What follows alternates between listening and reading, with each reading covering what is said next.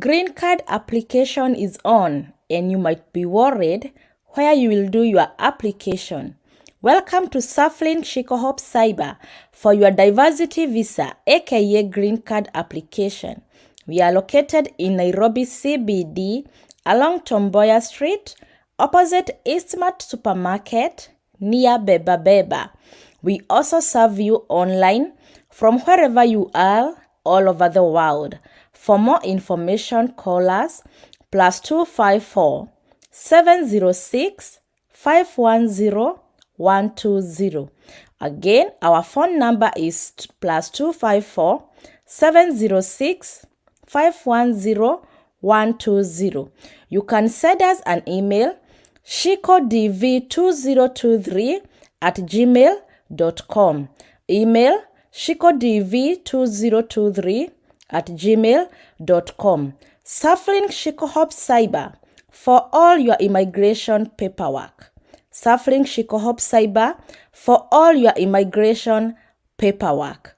We are ready to serve you.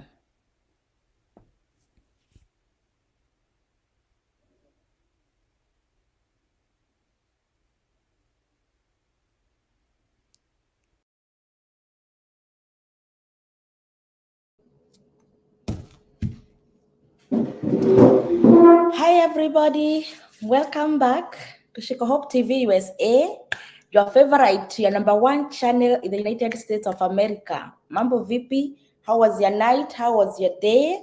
Hope you're having a great evening. My name is Shikohop and this is your home of hope. Mnaendeleaje lakini? I welcome you to today's show.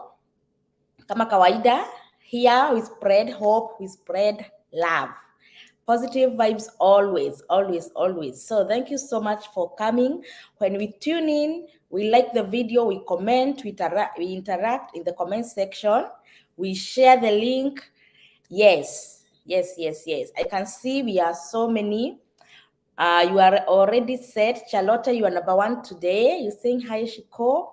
Marion, I see you. Grace Wairimo, kama kawaida, you waiting. Jacqueline Getoga, hi, Shiko, waiting kama kawaida. And I'm doing well, Jacqueline.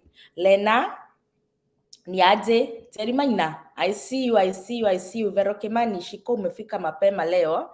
Vero, umefika mapema leo. Grace Wairimo, tune from Qatar. For the time being, otherwise USA on waiting. Thank you. And you're going to come here, Grace. Hey, love, Sevi. Long time. Where have you been for the last 2 days? Kale Mutugi, hi Shiko, uko ndani kama kawaida. Rachel Wanja, I see you. Ike, you tuned kama kawaida. Guys, have you shared the link?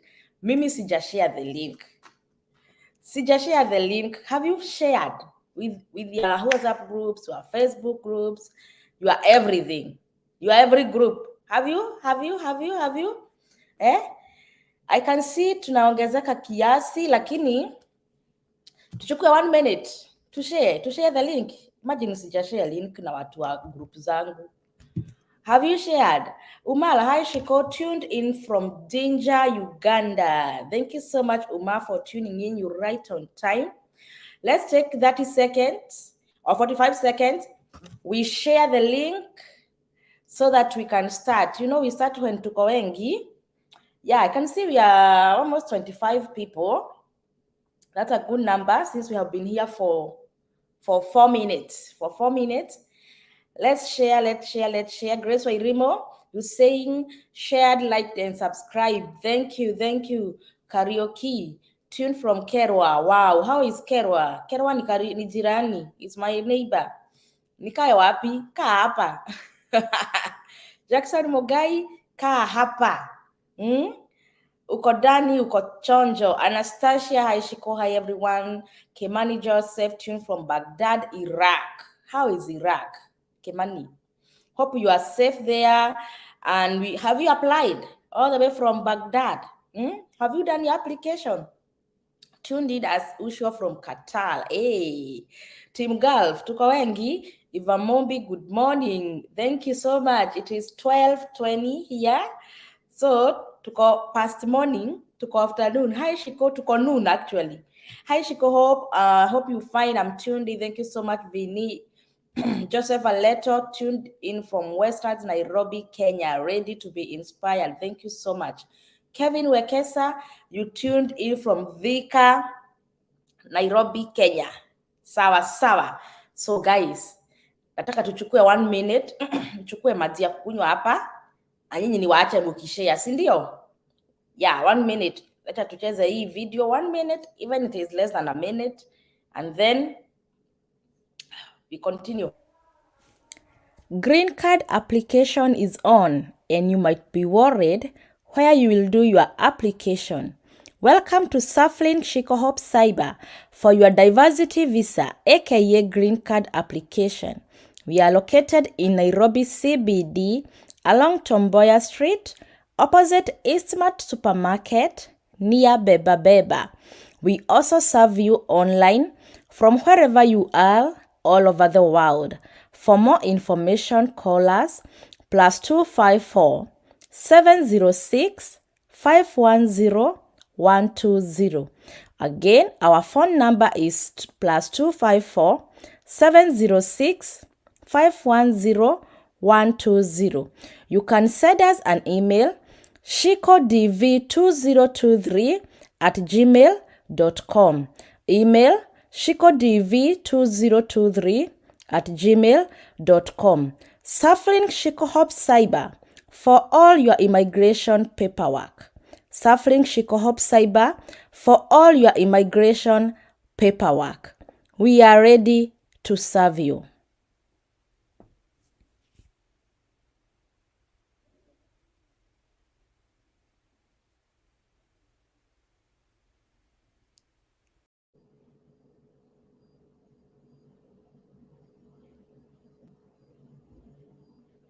Okay, let's continue sharing when hatujamaliza.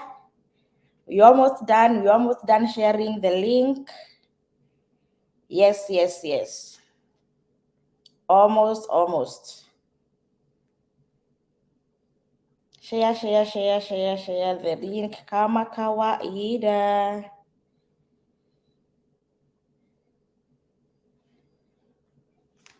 All right. So today, as you can see from the title, today we are talking about host-guest relationship. How to relate with your host. How she got to relate with her guests. That is the topic today. So let us interact in the comment section, ask questions. Maybe you can suggest something. Yes, here we interact all the time.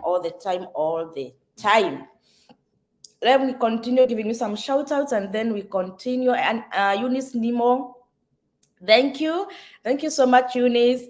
Even some Monday, you watching us from Nairobi. James Mutinda, twin from Ukunda, Diani Mambada. All right, Mazden Muleti, Live Gang, Tuko Tune, Shiko Kaileli, what your supporter? I'm here, Shiko. How will I get a host when I win green card? And kindly share your host up group on this group, Akishiko. We would like to do what? I think, Mazden, you are in one of the groups. I have seen you in the groups, right? Yes, I have seen you in the group. Felix, how are you, Shiko? Hope you are doing well by God's grace. Yes, I am. I thank God. Jackson Mongai, thumbs up, doing a commendable job for a long time. Nimekuwa misinformed, but now niko na kitu cha kujivunia, representing Naivasha. Wow. Thank you so much, Jackson. You are well informed now. You have a small information, a small knowledge about this thing, right? Yes, and that is the aim of this channel, is to educate, to inform. You'll be inspired in one way or the other. Frederick Shege, hi Shiko, nimekugoja manze, utumotivate leo pia. God bless you. God bless you too, Frederick. Stay tuned. Winnie, hi Shiko, tuned. I'm glad to see you. I'm also glad to see you guys. Thank you so much. As we come in, we like the video. That is our tradition, right? Imekuwa tradition yetu. Ama niaje Grace? Ama niaje Grace?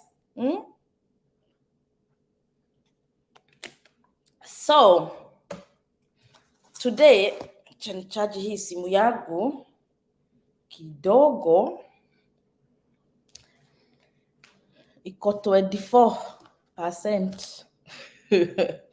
I came from work, I went to bed, I didn't remember to charge my phone. So inaweza isha charge anytime. And then I came here with the wrong charger. Oh my goodness. Aya, tuendelee kidogo. Shall take a break kidogo, tukiendelea niendee charger ya hii simu. So Joyce Kawera, hello, tuned in from Kagemi, Nairobi. How is Kagemi, Joyce? I used to come to Kagemi when I used to stay in Kino. Guys, Dimehaso, I used to stay in Kino. Not Kino exactly, between Kino and 87, there, near the Damacrest School. So Damacrest School, is it in Kino or in 87? So I used to stay near Damacrest School. And I used to come to Kangemi Market. There is a hospital in Mountain View called St. Florence. That's where Ashiro was born. So that is a story for another day. Okay, Joyce, I hope unaelewa. I hope you are familiar with that, your neighborhood. Kimani Joseph, huku Iraq, kuko chonjo. I already applied kitambo. Wonderful. And I wish you all the best. Grace, unasema kabisa. Asha, ako hapa karibuni. Share, like, and subscribe to our channel, Shikhope TV. Yes. And thank you, Missed you last night. Was so tired. Oh, sometimes it happens. Unakuja, you come from work, you're so tired, you just want to sleep and get some rest. But I know you caught up, you replayed the video, you rewatched, and you listened. Yesterday it was a good one. Yesterday the house was full, right? Yesterday we were talking jobs and careers in America. We had 2 guests. Farero Wamodhoni was in the house. Brenda kama kawaida, our sister from Uganda, she was here. So nowadays the lives are awesome. And I thank you so much for those people who inboxed me. They were like, hey, Shiko, nowadays the lives in Ambamba. Huh?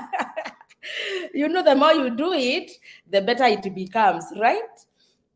And we can't make it better without you people, without your support. And that's why I have to give you shout outs. I have to give you shout outs because we are one family. Maureen, hi Shiko Tune, hopes sijachelewa leo, you're right on time. Dereba Kenneth, hi. Beatrice Kingori, hi Shiko Tune from Juja Kiabu. Juja Farm Kiabu, thank you so much, Beatrice. Shiko, do you have a guest today? We might have a guest before we end the live. We might, but today I don't have a surprise guest. Yesterday, Farrell was our surprise guest. Today, I don't have a surprise guest, but you know what? Anytime we are open for guests, right? We shall see how today's live goes. Benja, I think it is high time you have a small booklet on do and don'ts when visiting America. Most of the stuff is a culture shock, new beginning. Oh yes, guys, get your notebooks ready. Although these things are so many, so many. We can't exhaust everything today. Yes, we learn each and every day. You know what? My experience was different with maybe someone like Brenda, maybe someone like Farrell, maybe someone like anybody. So it depends, and these things are so many. Invite Essie again, she was a wonderful guest. I came with Essie twice. Maureen, I came with Essie twice. The first day she was saying about hosting, and then after that video, so many inboxes, Essie, host me. So many, she was overwhelmed. Then she came to clear the air. She came back to clear the air, and she said she will be able to host anybody who has reached the end.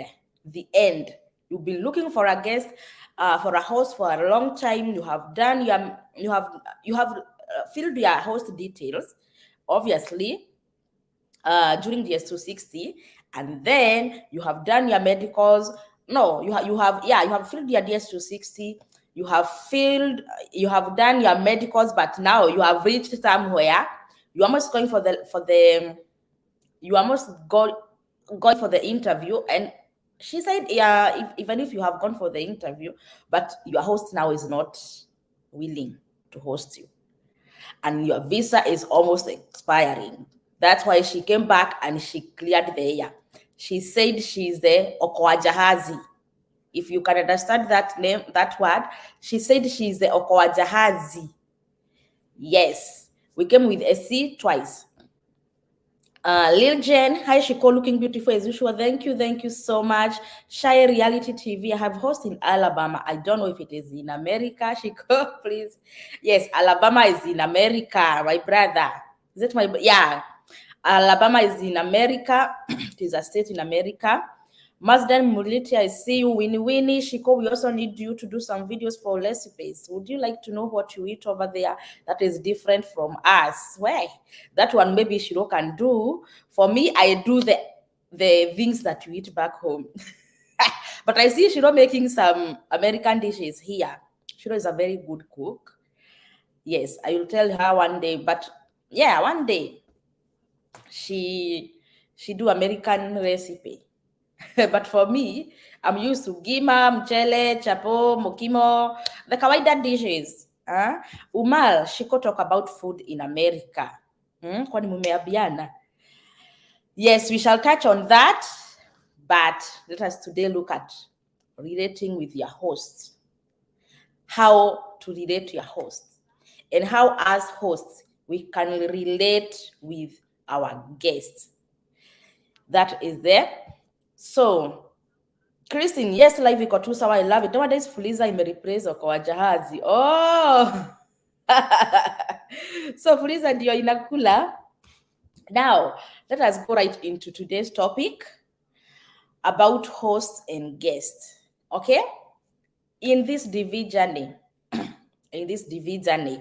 as from now, you are doing your application. And in that application form, there is nowhere you are asked about your host details, right?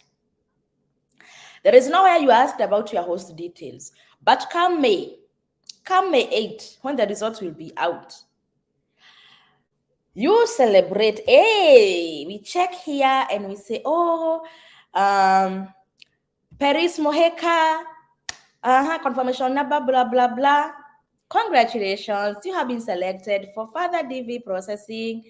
And then, Paris, you open your DS260 form.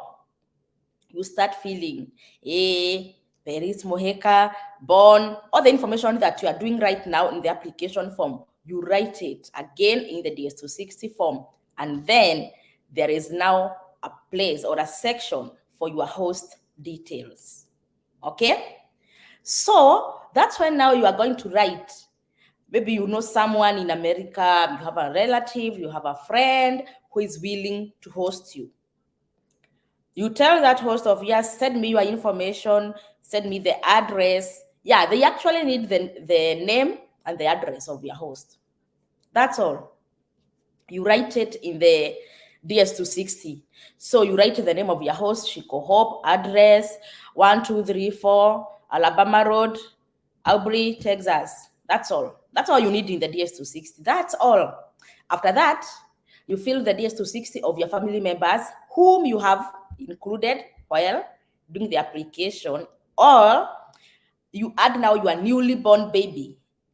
Right now, you know there are so many ladies who are expecting.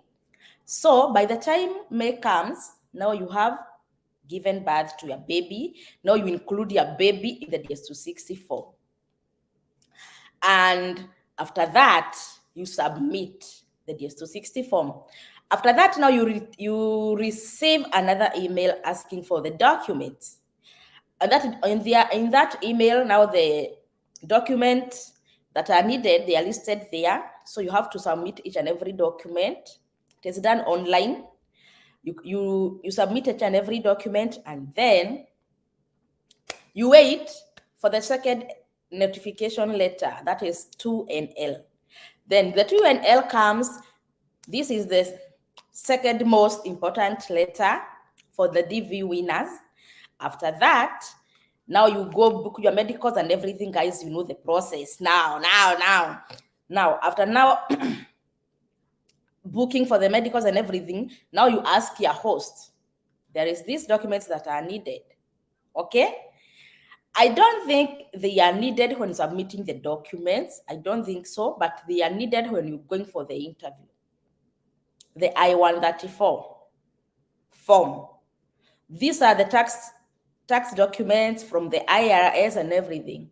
Your host can provide if she or he is willing, because not everyone, this is a very sensitive document. It will show how much your host is earning, how much she is being taxed, how much, and everything to do with taxes. So it is very, very sensitive. And if someone is willing to share the information, the documents with you, well and good. If they are not, because not everyone is, not everyone is willing to share the, now you look for a sponsor. It is allowed. Someone different from your host. You look for someone different from your host. Is called a sponsor, but it is not the sponsor that we normally say. We normally know. This is your sponsor. He is sponsoring you with these documents. Okay. Most of them, they do it at a fee. You pay something. You pay something for them to provide these tax transcripts and everything. But we shall come to that way later. So now that one shows that this person will support you, will support your stay. You can't go hungry. You can't become a homeless in America, because he will support you, not the sponsor. He will sponsor you. Okay, so the sponsor can be your host, and also it can be someone different. If it is someone different, the host will host you in his home, and the sponsor will provide these documents. I hope we are together up to that point. Now, in between the time that you say, hey, Shiko, I would like you to host me, and agree, and I agree, now we start now communicating. We provide that, we have that relationship. We'll talk, we communicate every now and then. You ask questions, I tell you how things are here and everything, because we have, you know what, we are different personalities, right? Maybe Shiko is very talkative, Shiko hanyamazi, but maybe there is someone else, your host might be very silent, cool, assumes that you know everything, so you are the one to initiate talks and everything. Let's continue giving this shout out as we now tumefikisha. Now you have reached a point where you're still in your country, but now you are initiating the relationship. Or maybe you are host, if it is Shiko. I'm always on my phone whenever I'm at work, and I'm like, guy, you know what? You'll be coming on winter. Can you buy warm clothes? Those are some of the communication that you guys will be communicating. Okay. How old are your kids? Okay. Get this for them. Try and communicate each and every day. Not every day, but every now and then. Each and every day, it's not possible, obvious. Mama Kingsley, hi Shiko, tuko locked. Kawaida, kama kawaida, thank you so much, Mama. Benja, how expensive is organic food if a person who never eats anything labeled? We shall see. Kevin Wekesa, invite Maureen once more. I will look for Maureen. I hear Texas is to Houston and Dallas. Mairivo, is Kenya too? Mombasa and Nairobi? Answer me. I think Grace anasema, I hear Texas is two, Houston and Dallas. Now my question is Kenya two, Mombasa and Nairobi? Yeah, if you understand that, now you have understood what is Texas and how is Texas. So Houston is a city in Texas, and Dallas is also a city in Texas. Just like Mombasa is a city in Kenya and Nairobi is a city in Kenya. Okay? Ignatius, hi Shiko, I have done my application, but I was confused in the part of high school, no degree, and high school degree. And I choose high school, no degree. Is there a problem? There is no problem, but you could have written high school degree. But so long as you have the diploma, you're good to go. Hi, Shiko, remember to take tour to the homeless you promised? Yeah, I'll take tour to Dallas. Homeless wengi wako Dallas, but it is like an hour and a half from my place. So that needs me to look for a driver. I don't drive that far, but I look for a driver one of these days and wait for it, Tere. Hi, Shiko and fellow viewers, keenly following. Welcome, Rosa, Maureen Wageshi. Can't wait for May. We'll be singing songs of joy, courtesy of Shiko. Hope, yes, indeed, an eye-opener for us. Barikiwa sana. Amen. Karomada, interesting following. Thanks for the good job, Shiko. Thank you, Winikeiro Ye, Leon Kondani, Dani, good job, Shiko. Unique Gadu. Heshiko was late. Hope not, Sana. You right on time, Rachel Mobi. Thank you so much. Kevin, you asking for Maureen. I look for her. Hi, Shiko. I'm tuned from Nakuru. I love you so much for your good heart. Thank you. I'm done. I see you in Nigeria. Hey, good topic, Mama. You're welcome, Umar. Shiko, can your host be in any state regardless? And do you have, or your host have to state where they are? I just said that your host has to provide his details, the official names, and the address. The address is very, very important. And yes, your host can be at any state in the United States of America. So long as he or she is in the United States of America, he is fit to host you. Okay? It doesn't matter where. Can be in Alaska, can be in Texas, can be Alabama, any state. And yes, state where they are, that is the address. That is the address. Collins Kimtai, hello from Eldoret. Hi Kimtai, Grace Wairimo. Unachomba wala, I wanted to ask about Dallas and Houston. Unaishi wapi? Guy, you said Texas is two. Kuna Texas A na Texas B. Grace. Following from Mombasa, God bless you. Thank you so much, David Lena. You're watching Karo Moreidi, my sister. Hey, we are late today. At least Kagala kamefugua on time. Much greetings from her. At least atanianza kukujua mapema. You hosters. Utajua ujui. Jedida. Shiko nimekam. Thank you so much, Jedida. Paris. Shiko huko kuna African food. Iji terere. Yes. Yes. I don't want us to divert from today's topic. Tomorrow is Friday. Let's talk about food tomorrow. Let us today focus on the issue of host and guest. Is my screen clear or is it blurry? Kumekuwa na clouds. Okay, guys, as we continue, let's continue liking the video. I can see we are 70 people watching and only 37 likes. Kindly, our tradition here, we like the video as we continue watching. Right. Kangede, Atekajel, remember to talk about getting a sponsor. I just talked about that, Kangede. Maybe you just joined. Shiko, I understand your host must be above poverty level. Masden Mureti, Kaidere Mam Shiko, help me with what you have. I am Masden Mureti. I have nimekuzoea every time you are borrowing. Someone Kaidere Akanya Uyu Masden. He has been borrowing all the way from WhatsApp group. Now he's here on YouTube. Anaomba kila saa. Mtu mmoja tu amkanye tu. Okay, let's continue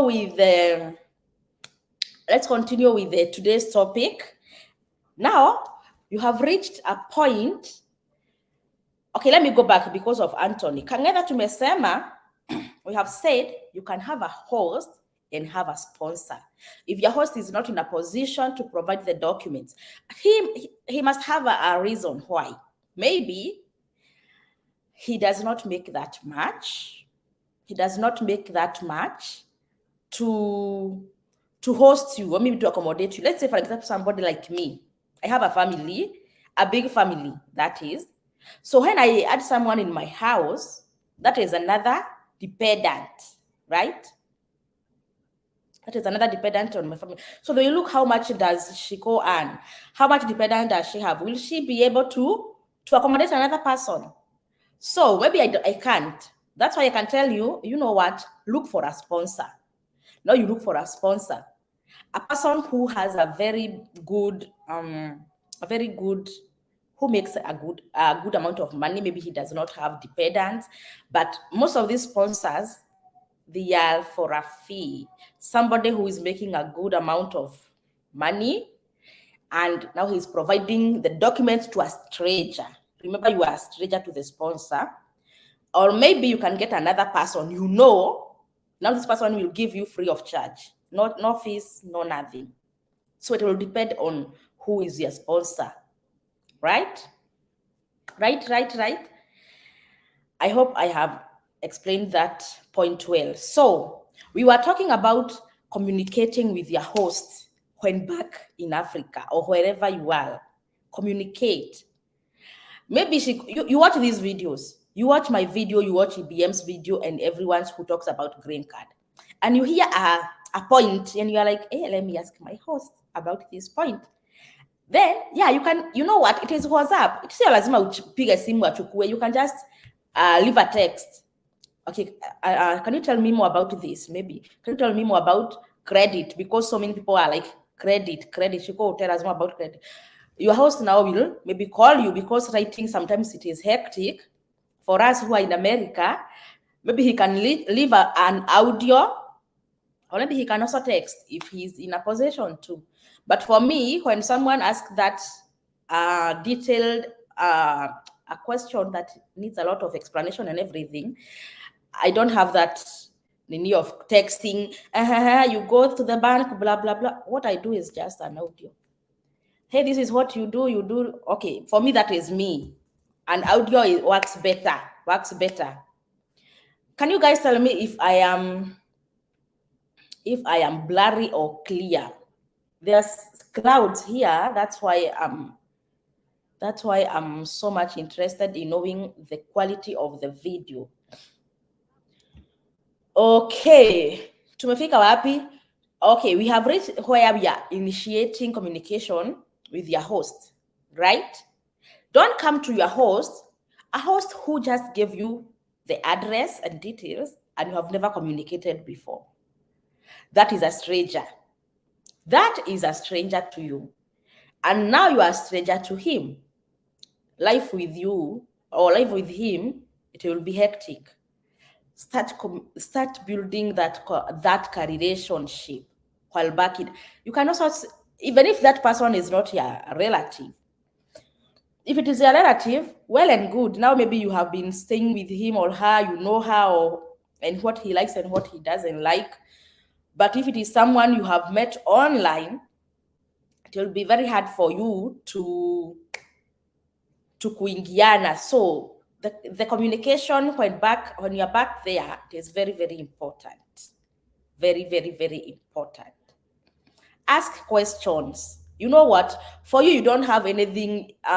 For you, it is you want to know. You want to know what goes on there. What do you like? How would you like? How would you like us to live in peace?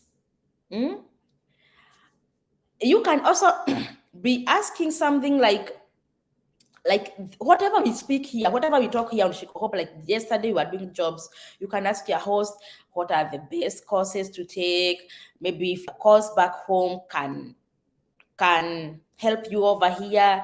Yes, that is the communication I'm talking about. And then you know what? The more you speak with someone, the more you talk with someone, the more you know that person more. Like, for example, for me, you hear me saying we don't cook here every day, right? Because no time to cook every day, shiko na masufuria hapa.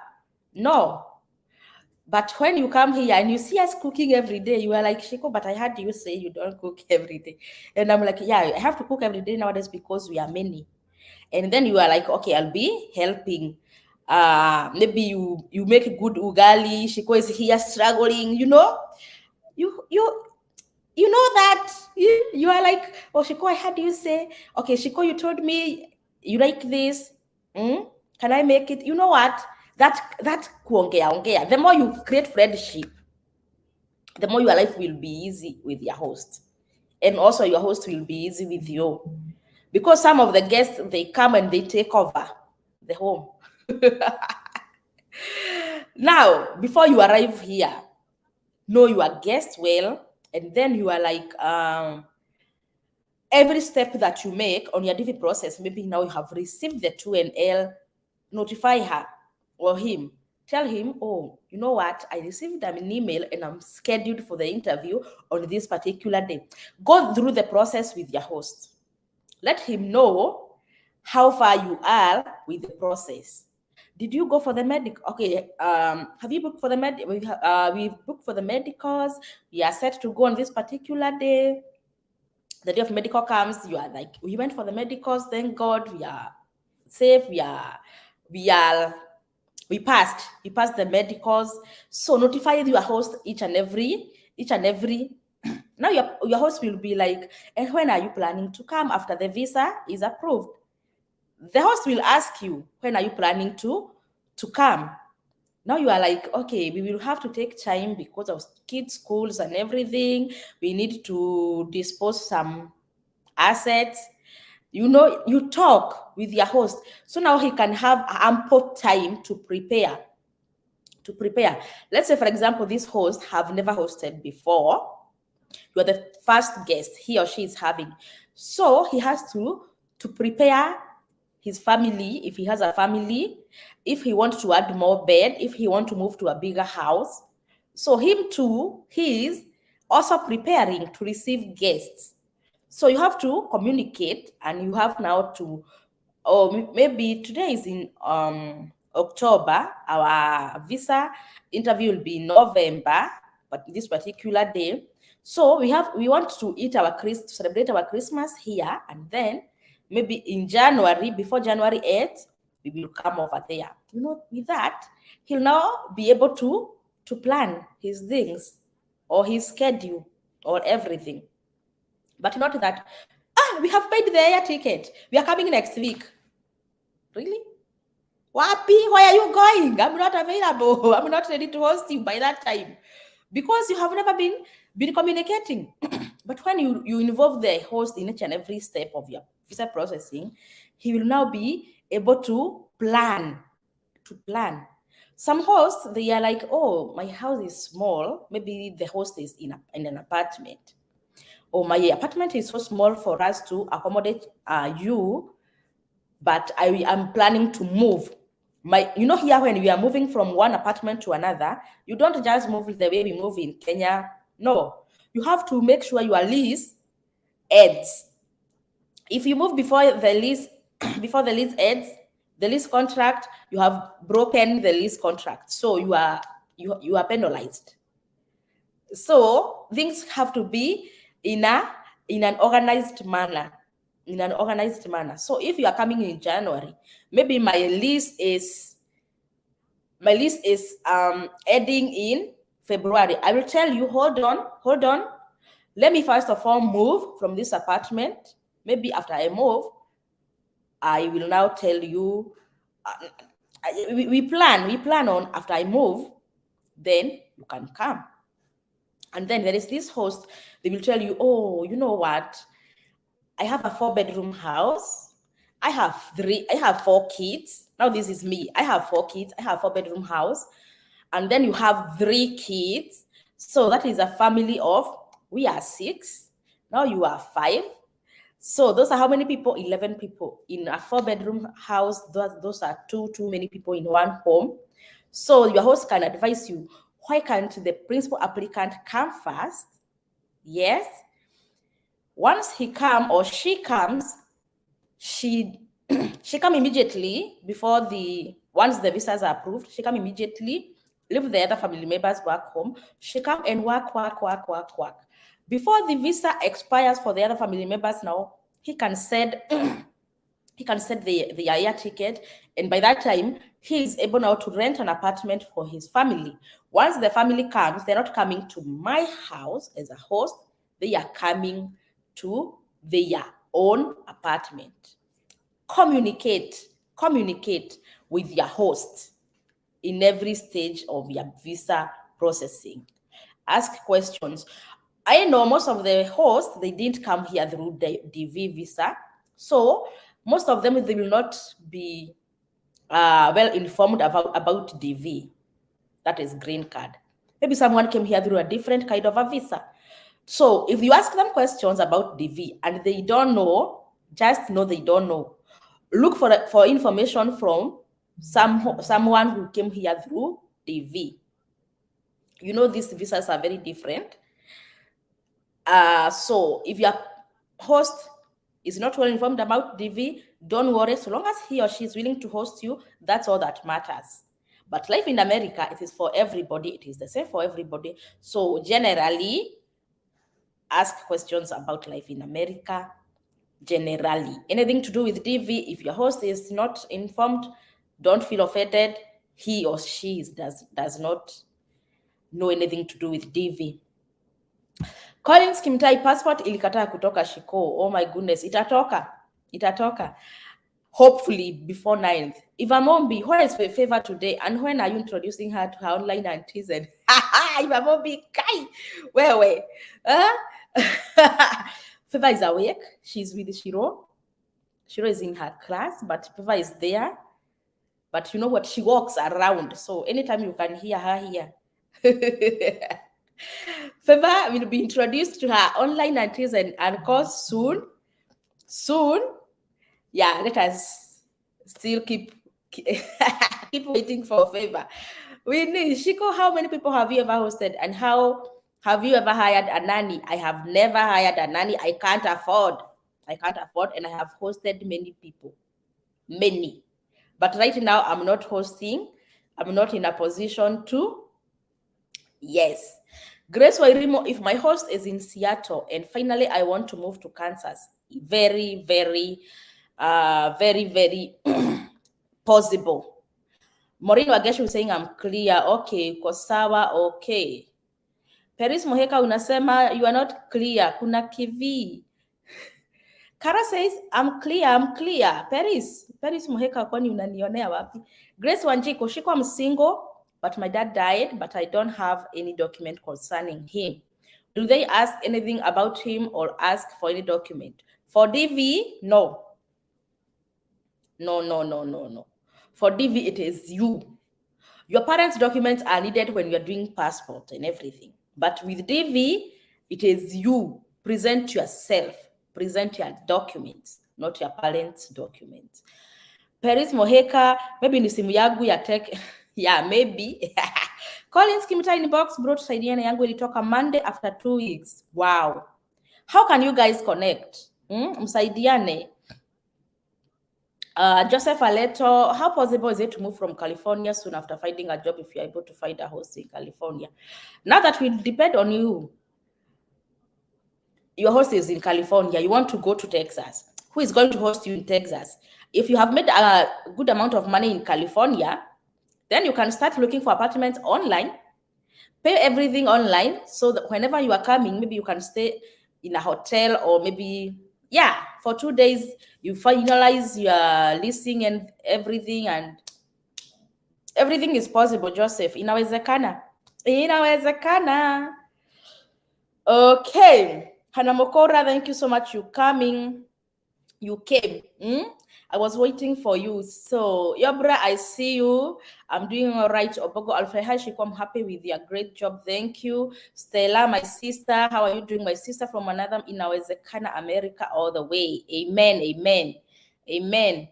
Shiko, anybody from the world can't be a host in USA. Anybody can be a host. It can be an American. It can be your friend. It can be anybody who is legally here, permanent resident or a US citizen can host you. Okay? Yes. Radam Cheese, you are on time. Yes, you are. Chausiku, Shiko, do you only host Kenyan and how much do you charge? Right now, I'm not in a position to host. Yes. But I have ever hosted a family from Somali, another family from Ethiopia, and so many families from Kenya. So honest marker, Shiko, if I don't have anybody I know there, how does that go? How do I get a host? I told you, you go to Facebook, join those Facebook groups, as many as you can. Kenyans living in US, Kenyans living in, if you're from Tanzania, Tanzanians living in US, and you search. You can also search, even if you are Kenyan, you can search for Tanzanian groups and everything. So many groups on Facebook. We have those I don't know why my camera is not that bright. Now it is brighter. Yeah, the crowds here, they are covering. So kunakaa giza. Sorry about that. So many groups. Join those groups. I know some of them, they are not that active, but we have those which are very active. There are those, there is a video I watched, someone was telling you to join Kenyan Women Kwitu group and Wito group. Those groups are private. Even if you search them, they will not allow you to join those groups. But we have those other groups. Anybody can join. Kenyans in Maju. So many groups. I'm still in those groups as well. We use us idea now one way or another. You find some post there and you are like, oh, now I know. Because you can't know everything. So join those groups. You are going to get hosts. And then we also have hosts here on Shiko Hope, right? There is a guy who posted here, Shiko, I'm looking for a host. Immediately, someone from Minnesota was watching and he was like, I can host you. Can you come to Minnesota? So be posting everywhere. Even on YouTube like this one. Shiko, I'm looking for a host. There might be a potential host watching.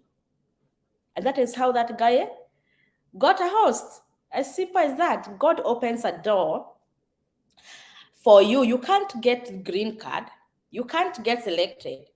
You can't go to the embassy and get the visa and then you fail to come here because you don't have a host. Maybe you just keep quiet and the days move and nobody knows your problem. But even if at all you talk about it, definitely, even if Shiko will not host you, maybe Shiko will direct you somewhere. You'll be hosted. Kwani, how long is one given to travel after the visa is out? 6 months. Patience, how are you, my sister? Lucy, hello, tuned in St. Kitts, Caribbean. Wonderful. Thank you so much, Lucy. Shiko, can I use my old passport since it's due to? Yes. Go ahead and apply with it. It is valid. Dereva, if you plan to come in turns, will this be reported to the embassy on how? No. Let me tell you one thing. Once the embassy gives you the visa, now it is your responsibility to know when you're going to migrate. You can come here 1 week after your visa is approved, and you can come here even 1 day before your visa expires. The best thing is for the principal applicant to come, to be there. If the dependents are accompanying the principal applicant, well and good, like what we did, we came all at once, and maybe the principal applicant can decide, let me go first. I fix things, then you join me later. That's how it happens. So the embassy is not informed about that. They don't care. Even if your visa expires, it is none of their business. They give you the visa, utilize it. Ani kama uharoshiko, aki nitafika huko lini? At God's appointed time. Rachel Mombi, what if your host tells you to wait until the process good conduct expires? Will it affect in any way? Your host will tell you to wait when you have a visa. Okay? Your host can't tell you to wait and you don't have a visa because this is a gradual process. Do this at this particular time. Do this at this particular time. Once you have the visa, now your host knows automatically you're coming. But without a visa, he's now he's now just like you. I might get it, I might not. So he can't tell you to wait. And your good conduct is needed when submitting the document. So your host does not interfere with your process at all. But he can interfere with your schedule on when you want to come here. He can tell you, wait a little bit, I fix things. Okay? But then he is aware that your visa will expire on this particular day. So you work on that time frame when your visa is still valid. And not every host can tell you to wait. Some are like, get the visa, kata dege, come. They are like, when are you coming, guys? When are you coming? So not every host can tell you to wait. Some are very ready to host you anytime you are ready to come. Which documents do you say to KCC? We shall look at that once the results are out, but it is something that you have been using through this process. Passport, high school certificate, marriage certificate, those are obvious certificates that you have. Nothing that is needed out of this, out of the process, right? Nyambu, hi Shiko, I'm late today, but I'm here now. Inawezekana America, here we come. Amen. Inawezekana. Where? Honest Markers. Kevin Wekesa, okay. The Hub. Hello, Shiko. Thank you for these videos. Does the embassy tell us which doctor to go for medicals or we choose any? Yes, you go to IOM. They will tell you on that second notification letter. They will guide you. Divina, Shiko, if this go through to me, I am having a lot of hosts from Saudi Arabia. I'm having a lot of hosts. Wow. Now you choose who to host you. If you have variety, utafanya tulikuwa tunasema ati utafanya nini? I forgot the name. Frederick Shege, Shiko from Arlington, Texas to your place. How far is it? Is Arlington is it in DFW? Is it in Fort Worth? I think. Arlington, yeah, it is almost 2 hours from my place. It is a little bit far. It is like from Nairobi to Nakuru. Hannah Mokora, Shiko, this one is about DV. When someone gets elected and didn't make to process due to high case number, is there a possibility to get selected in the following DV and get? Yes, very, very possible. The Hub, you'll be sent, okay. Paul Kamau, hi Shiko, leo nimechelewa, but I hope si sana. This kind of informers ni muhimu sana, asante. Niko beyond nikitafuta host juu naona I'm already selected. Wish you all the best. Wish you all the best. Do as I have advised earlier. Chausiku, when do interviews start after the winners are announced in May? The interview starts in October. So you have all those months to prepare, get passports for your derivatives, get married certificate if you don't have any. So you have an ample time to prepare once you get selected. Okay, these people, they know you have to look for documents, so they give you ample time. So those between May and October, now the reality has hit you.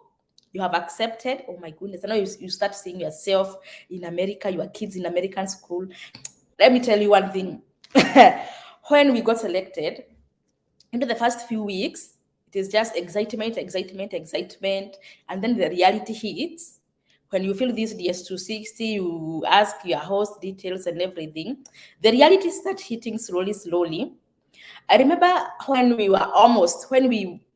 went for the visa, now from the DHL center office, we went for the visa. Now we had the visas with in our hands like this, and we have even paid for the air ticket because we paid the day we got our visas from the DHL office.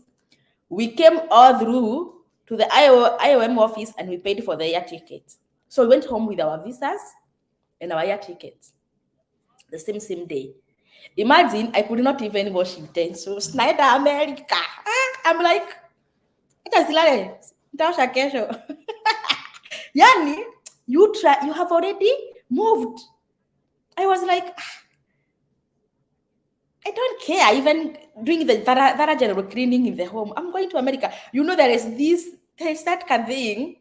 I'm like, I don't care. You know? It was happening like that. So what I was most concentrating on was this table is bought. I'm like, people are coming now to my home. I want this chair. I want this bed. Now that is what I was concentrating on. I had a diary. Mama Fulani, you're interested in my Jiko. Okay, you have paid. When are you? Okay, now that is what I was dealing with. Anything to do with utensils, I got what? Cleaning the house. Kujani, muchafue kabisa. I'm going to America. You know what? There is that thing, and you have already moved. You are in America, you are in Kenya physically, but wewe uko juu, umetoka Kenya, umeenda. It happens. Sometimes I'm like, hey, my kids are very, very, by that time, Ian was very young. He was 2 years. And we were living in Ushago. So he is like outside playing with sand, matope, and everything. In the evening, I look at him I like this, and I'm like, now who is going to clean these clothes? I'm like, I can trash these clothes. You know that then you are moved. You are like, hata nikifua. But let me tell you, maybe you are when you were like 1 week to go, and now my babies, now Ian is there, very, very dirty. I'm like, hata nikifua easy. Even if I wash these clothes, he's not going to wear them again. So I'm like, toa, acha hapo. I did wash clothes for the last 1 week. If at all I knew these clothes, we are leaving them. I was not interested. That was not in my schedule. What for? We are not going with these clothes. We're going with new clothes. Okay, that was just by the way. Winnie Shiko, is the 6 months enough for one of the family member traveling to first work and fight for their ticket, then the rest to travel? Yes. Once you come here, your social security comes 1 week after. So after 1 week, you now start working. It is very, very possible. Even if your house will be empty, like our house, how we started, it is better that way. Start small. Let your wife come, your family come, join you. Now you join hands. You work together, and God is going to bless you. Kidogo, kidogo. I would advise that instead of bringing the whole family, and maybe your host is not in a position to accommodate all of you. But if your host is willing to accommodate all of you, that is also good and very, very fine. Because now you support one another even emotionally. Either way, it works. But yes, air ticket will be made in that 6 months, and also you move. He get an apartment. So once you come here, you join him. You don't join him in your host place. You go to your apartment. Even if you are going to be sleeping on your mattress, better that. 100%. 100%. So the host is the one that provides, yes. Bernard Muli, hi Shikona, I'll be selected, please. Anyone who is watching, I need a host who will guide me well or trust in God. Okay, trust in God. Hata umesema trust in God. Hi Shiko, are there questions at entry point for green card? No. You have a brown, is it a brown or a yellow envelope that will be given at the medicals? Okay, you'll be when you go for your medicals, you'll be given a big yellow envelope. That one you are advised. Don't put this envelope on your luggage bag. Put this envelope on your carry-on. Once you reach at the point of entry, you just submit that document, that envelope. Never open this envelope because you are given it when it is sealed. Sealed, you can't access what is inside. And you can't tamper with it. Once you reach to the first airport in America, you provide that envelope. You just start there. The envelope explains everything about you. You are not like a visitor. You're not like a visitor that, hey, I am coming to visit my mom. I'm coming for a wedding. No. The envelopes carries all your information. That's what we did. We gave the envelope to that person. I think he was like a policeman. He was dressed like a policeman. We gave the envelope and we stood there. He opened and he was like, oh, you won the lottery? This, by that time, Ian was there running, and Ian is a Kipchoge. So Ian is there touching the touching the guys. He's interested with everything. So the guy at the point of entry is like, oh, so you won the lottery? This boy must be very lucky, because he has opened the envelope. He has read everything. This boy must be very lucky. Congratulations, welcome to America. We didn't say anything. The envelopes, that envelope, inakuwakilisha. You don't have to explain anything that I'm going to come here. You're not a visitor. You are a permanent resident. Legal. Okay. That's why, guys, I tell you, green card is the only best way to come here. Green card, this DV, it is the best way. Imagine, no explanation, no nothing. You are just there. You just submit this and hey, imagine if we were to explain ourselves, even the English itself is a problem. How are we going to say we want a green card? They don't know anything like winning. They know DV selection, lottery. But for you, you know green card. So the huh? Brenda, my sister, hope everyone is doing well today. Yes, we are, my sister. Unique Gadhu. Hi, Shiko, my friend won DV 2021. He viewed the DS today because his spouse didn't have a passport. Since he was single while applying, is he right on time? DV 21, imeisha. Right now, we are dealing with DV 2022. So I don't know if you're talking about DV 2022. I'm not sure.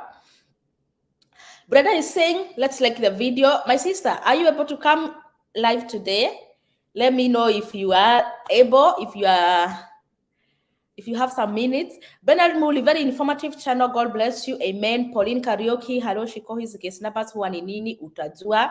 After May 8th, when you go, Shiko, what of the Texas McDermott on your place? The McDermott, what the Texas McDermott, that is a road. McDermott, it is a road where I was living in Plano. Brother is saying, hey, the excitement. Why we watch it? Honest markers. Shiko, the marriage certificate has a long process, and how does it cost? Maybe this is not today's topic, but you can pitia kiasi. Yes. There is a video I have done about getting a marriage certificate after being selected. Honest markers, I would advise you to watch that video, and then one of the lives we shall discuss about that. Kevin, after winning, and then I decided to marry and feel on DS260 that I'm married and provide a marriage certificate. Can that risk the approval of my visa since I applied green card when I'm single? No. You have documentation to show that this marriage is not fake.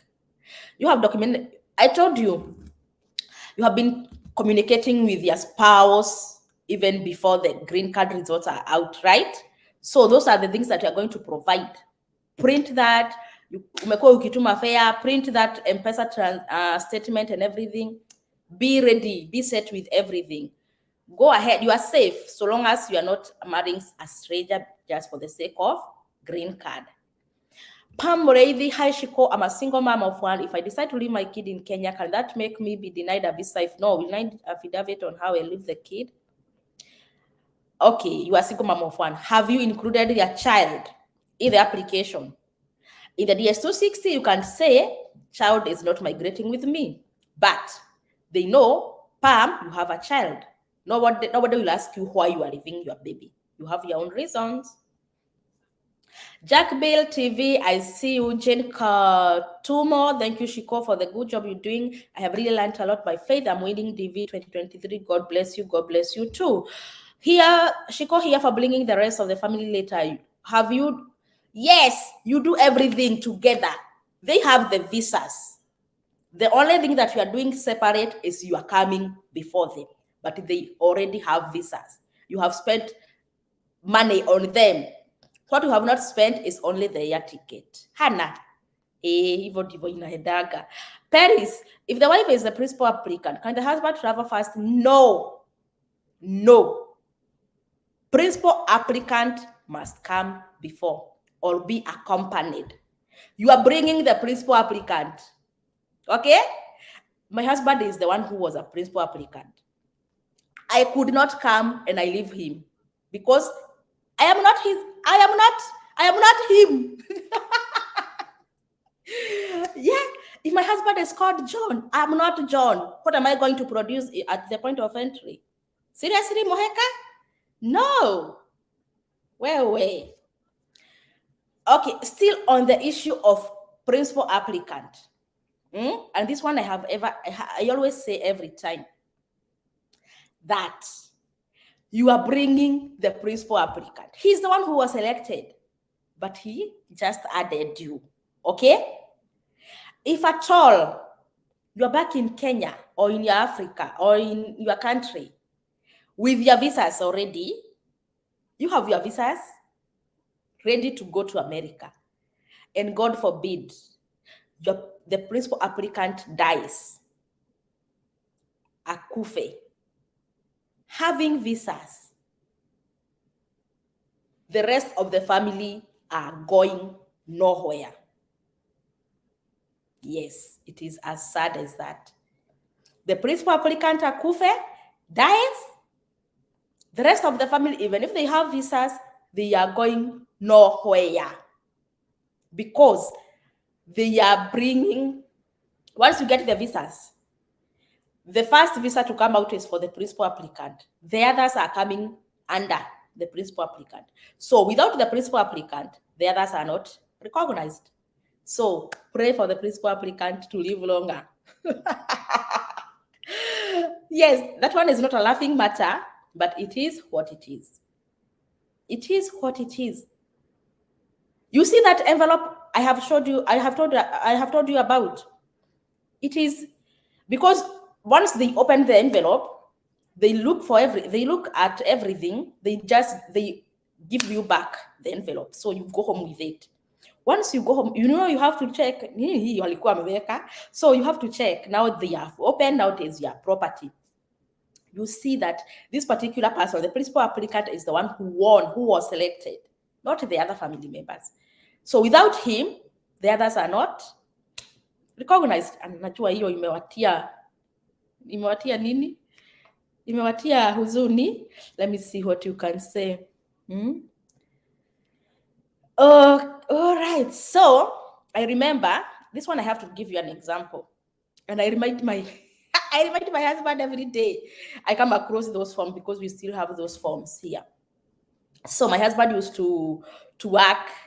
He was commuting daily from Deya to Naivasha. He used to work in Naivasha daily.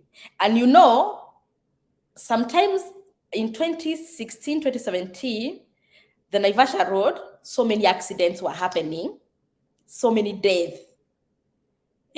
Road accident, each and every day. I don't know what was happening on that road. Hey, one day, after we got our visas, now I told him, you know what? Minimize. I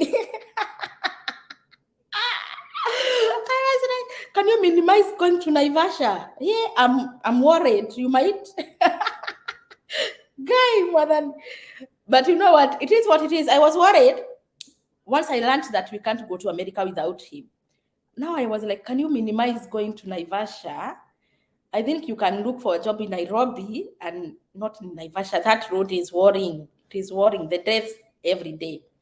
And he was like, if God, my husband he's like, if at all I die. So I was like, no, I'm worried. I'm very, very worried. And I'm like, look for another, you can transfer to Nairobi, because I want you to take us to America. I don't want this chance to end like that. I can cry, not because you are dying, but because I can't go to America. Oh my goodness. So but thank God, hakuenda sana. The job was almost done in Naivasha, so he came back to Nairobi. But he was reminding me every day, when I become madam, he would tell me, kesho naenda Naivasha. So it's like now he wanted to initiate that. Well, please watch out Naivasha, because I would see once he goes to Naivasha, he might get a road accident and die. And now our American journey comes to a end. But God is good. God is good. So when we arrived here, the following day, when our hosts have left and everything, he told me, now, do you want me to go to Naivasha, and I was like, now you can go back to Kenya, go to Naivasha and everything. Now we are in America. So he was like, but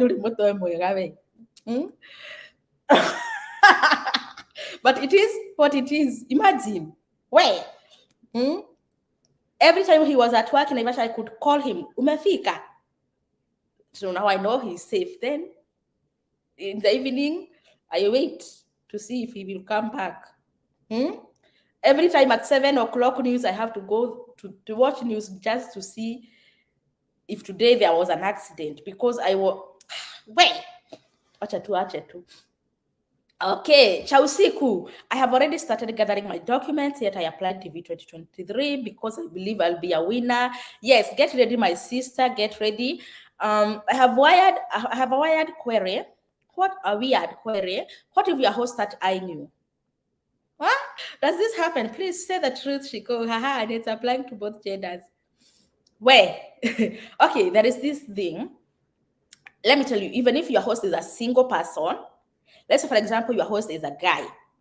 Okay, let's say, for example, your host is a guy and you're a single lady. Yes, he can host you. Anybody can host you. It doesn't matter the gender or everything or anything. It doesn't matter. But then eyeing, it also depends with you and the host. Because you as the guest, you can also eye your host. But now, because you are new, you want to adjust and everything, you don't have time for that. But yes, your host can start eyeing you. It is live. It is live. It happens. But you know what? He can do nothing to harm you. This phone, 911, just dial those 3 numbers, 911, and you are sought. So he can't do anything to harm you. So the advice about curling clothes, Gapi Mingi, we shall talk about that. Then enjoy each other. Oh my goodness. Live best, okay, live best, lakini make them shorter if possible. No, we are here to stay. We are not. Guys, do you want us to end this live now? Do you want us to end this live now? Winnie is saying we make the live shorter. What do you want us to do? Guys, comment below. Comment below. Do you want us to make shorter lives, 20 minutes live? Tomorrow tuko kwa Brenda. Yes. Gaho, Virginia, you listening? Brenda, Kata Masauda, you don't really need too many clothes. Carry just enough. Oh yes, Brenda is advising you there. Okay, but it's true. These cases are even here in Africa. Wow, it is everywhere. It is everywhere. Winnie Cairo, hey Shiko, I had being hosted by a relative can be tricky. Can they mess things for one of the? No, let me tell you, everyone is different. Everyone is different. You can be hosted by a relative, a good relative, and your transition be smooth. I can be hosted by a friend and my transition be smooth one. So it depends with the host.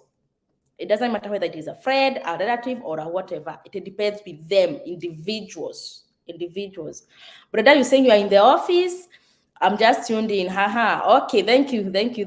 Pauline Karaoke Shiko, if I come there with marriage visa, how soon can I start working? I don't know anything about marriage visa.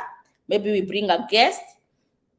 Brenda, you can come and tell us more about that. Kate, we are good. Keep them coming. Excellent work. God bless you. Thank you. Maureen Wageshi. Oh, tuendelee na live. Tunailimika sana.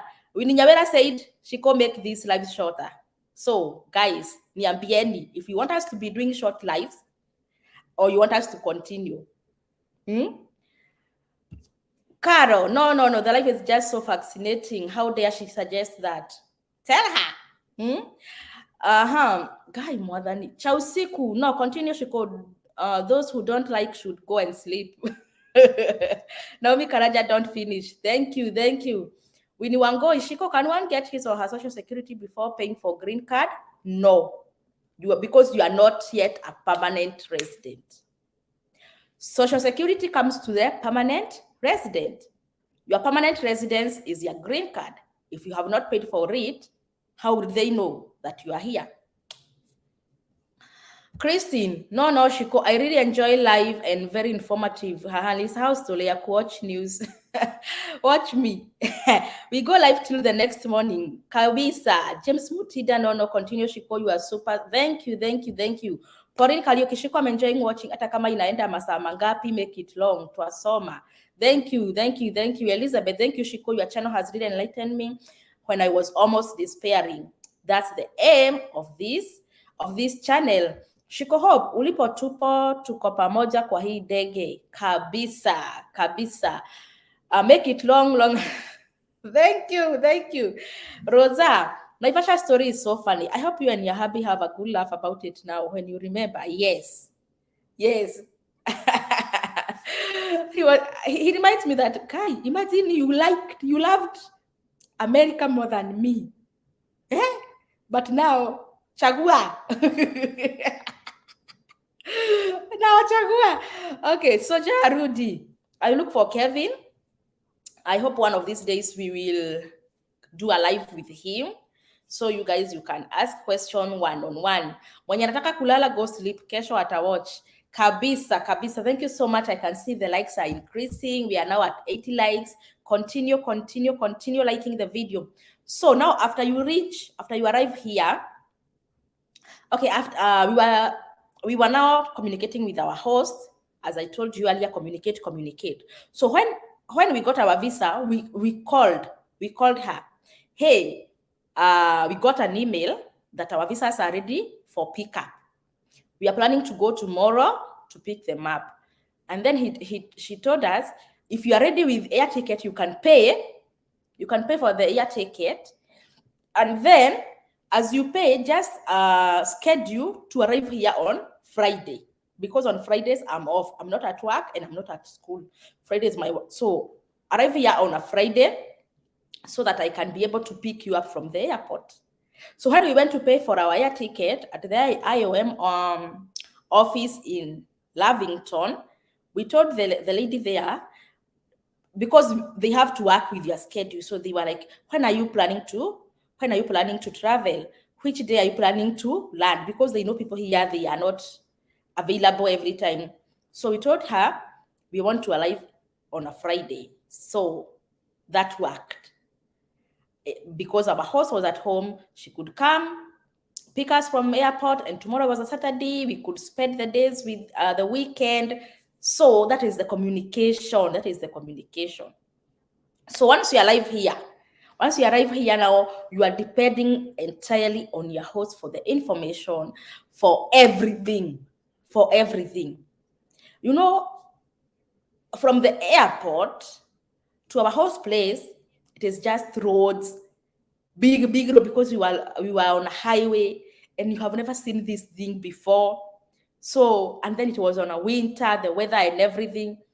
But your host can tell you, we are on this season, dress like this. Next season, it will be maybe winter. Be prepared with this. Yes. So before we came, she told us, because you have baby girls, and because now you are used in braiding back to school lines and you are done, please, you are coming to America. Here, schools, they don't care whether you are shaving, whether you are back to school lines, whether you are doing braids. Tengeneza watoto nywele vizuri. So she was like, hapa hakuna hizo rules. The rules here in schools, they are very, very, tunasemaje? They are not that strict. Even if there is no school uniform. So you are like, oh, wow, that's amazing.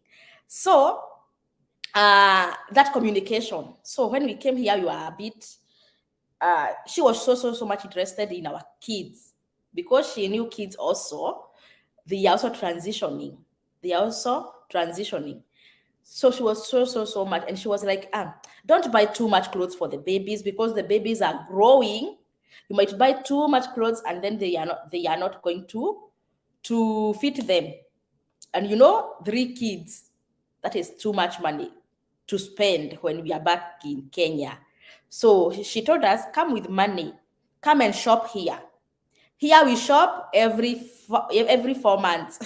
Every 4 months or 5 months, we shop for clothes, because summer clothes are different from winter clothes, and winter clothes are different from spring. So don't shop so much clothes, too much clothes for the kids. Kujeni na zenu, you buy your clothes back home.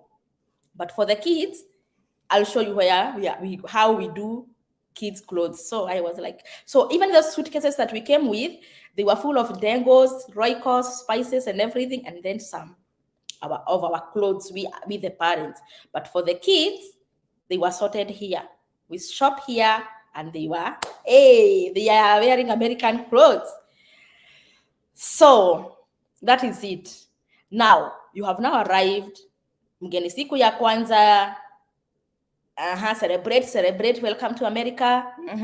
After 1 week, now the reality start hitting home. Waiting for the social, you can't even look for a job. So we started now reading the driving book. So your host will know, do you drive at home? Even if you drive, you'll have to take a driving test here in America. So you have to familiarize yourself with the Texas or your state rules, driving rules and laws and everything. So we were set busy with that book, the handbook, driver's handbook. So that's how every day they come and they are like, are you still reading the book? In a month's time, you're going to take the test. So for us, because we are two, we could now read together, revise, and then do the test, the practical test. And sometimes you feel like, now I know how to drive, even if it is in the book. But the host told us, this test people fail. Even those people who have been driving back home, they fail. Not the actual driving test, a computer, the theory one, the written test. So they were like, you guys, you have to be careful. I found I got a job before my husband. So my husband would be left at home reading that book. When I come in the evening, he's like, today I have finished the book. Ask me any question, I will answer. So I ask him question, and he's like, getting everything. For me, I have been at work, sijangalia kitabu. But you know what? When the day came when we went to do that written test, I passed. I passed more than him. I was 2 points higher than him. So your host will also challenge you. Do this. You have to do this. You have to do this. And you have to follow whatever. Imagine him or her driving you to the center. You do the test and you fail. You do the test again another day and you fail. Imagine what that host can feel. And you have been having all the days reading. But you know what? You have been on your WhatsApp texting back home, hey, who you host? This host is so dirty. Sidoi, I don't know what. The kids are so arrogant. Read the book. So work hard in hand with your host. Communicate. He is not your parent. Even if he is your parent, you have that bonding. As we grow, we develop that. There is that carefreeness with our parents. It is not like the way we were very old, very young. We used to fear our parents, but now when you are old, you become now free with your parent. You can tell your parent anything, right? So your host is not your parent, but he is like your American parent. He can't lead you astray. So long as whatever she or he is telling you is something that you yourself you can see, it is something useful. All right. Oh, Jacinta Masharia, can one use insurance card for medicals? I don't think so. Pauline Karaoke, what we like this is the only way we can give back. Amen. Amen and thank you. People, tuendelee kulike. Winnie, how long does it take to do upewe citizenship? Hupewi, you apply for it. You can apply for it anytime from 5 years. Surely she called this round, God is opening the door. Amen. More like guys, dege iko karibu kuja. Grace Wairimo, I make it long. I feel niko USA already. Hey, kabisa. Paul Bogwa, I see you. Rachel, Shiko, let's continue with the live. Kabisa. Yes, guys, let's like the video. Thank you so much, Miriam. A big no. I learn a lot in this live. Continue, dear. We are not adding. We are not adding. Hi, Shiko, tuned a bit later, but I'm in. Thanks for the good work. Thank you so much, Duncan. We need. At kids don't wear uniform. No. In public schools, no uniform. No uniform. At what time do you wake up, Huko? It depends with your schedule. If you work nights, if you work mornings, if you work afternoons, it depends with that individual. Shiko, how is public transport or everyone has a car? It depends with the city. We have cities that has public transport. And like my city here, in the cities I have lived, no public transport. What you can do, you can use Uber, Lyft, or you can buy a car. We want long stream. There is so much update a lot. We are learning. Those who want short stream can go. Sawa. Are those driver supervisor staff? Okay, there is options. You first do the written test. You part the permit to drive. Okay? Then you schedule for a road test, the actual road test. This one, we have options. You can go to the center itself, and those supervisors there, they are very, very tough. Very, very tough. But you know what? We always have a plan B. So there is a private school where you go, you take your driving test there. You know, you pay. You pay like $75. You pay. You take like a 10-minute drive with the supervisor. But you know what? He can't say that you failed. So long as you know how to maneuver, you indicate, you drive, you slow, you stop, he can't say that you have. Because no one is a perfect driver, right? So with this particular school, they will write a letter and put in an envelope. In that letter, they will say, hey, Shiko Hope has taken driving test in our center. She has performed 80%.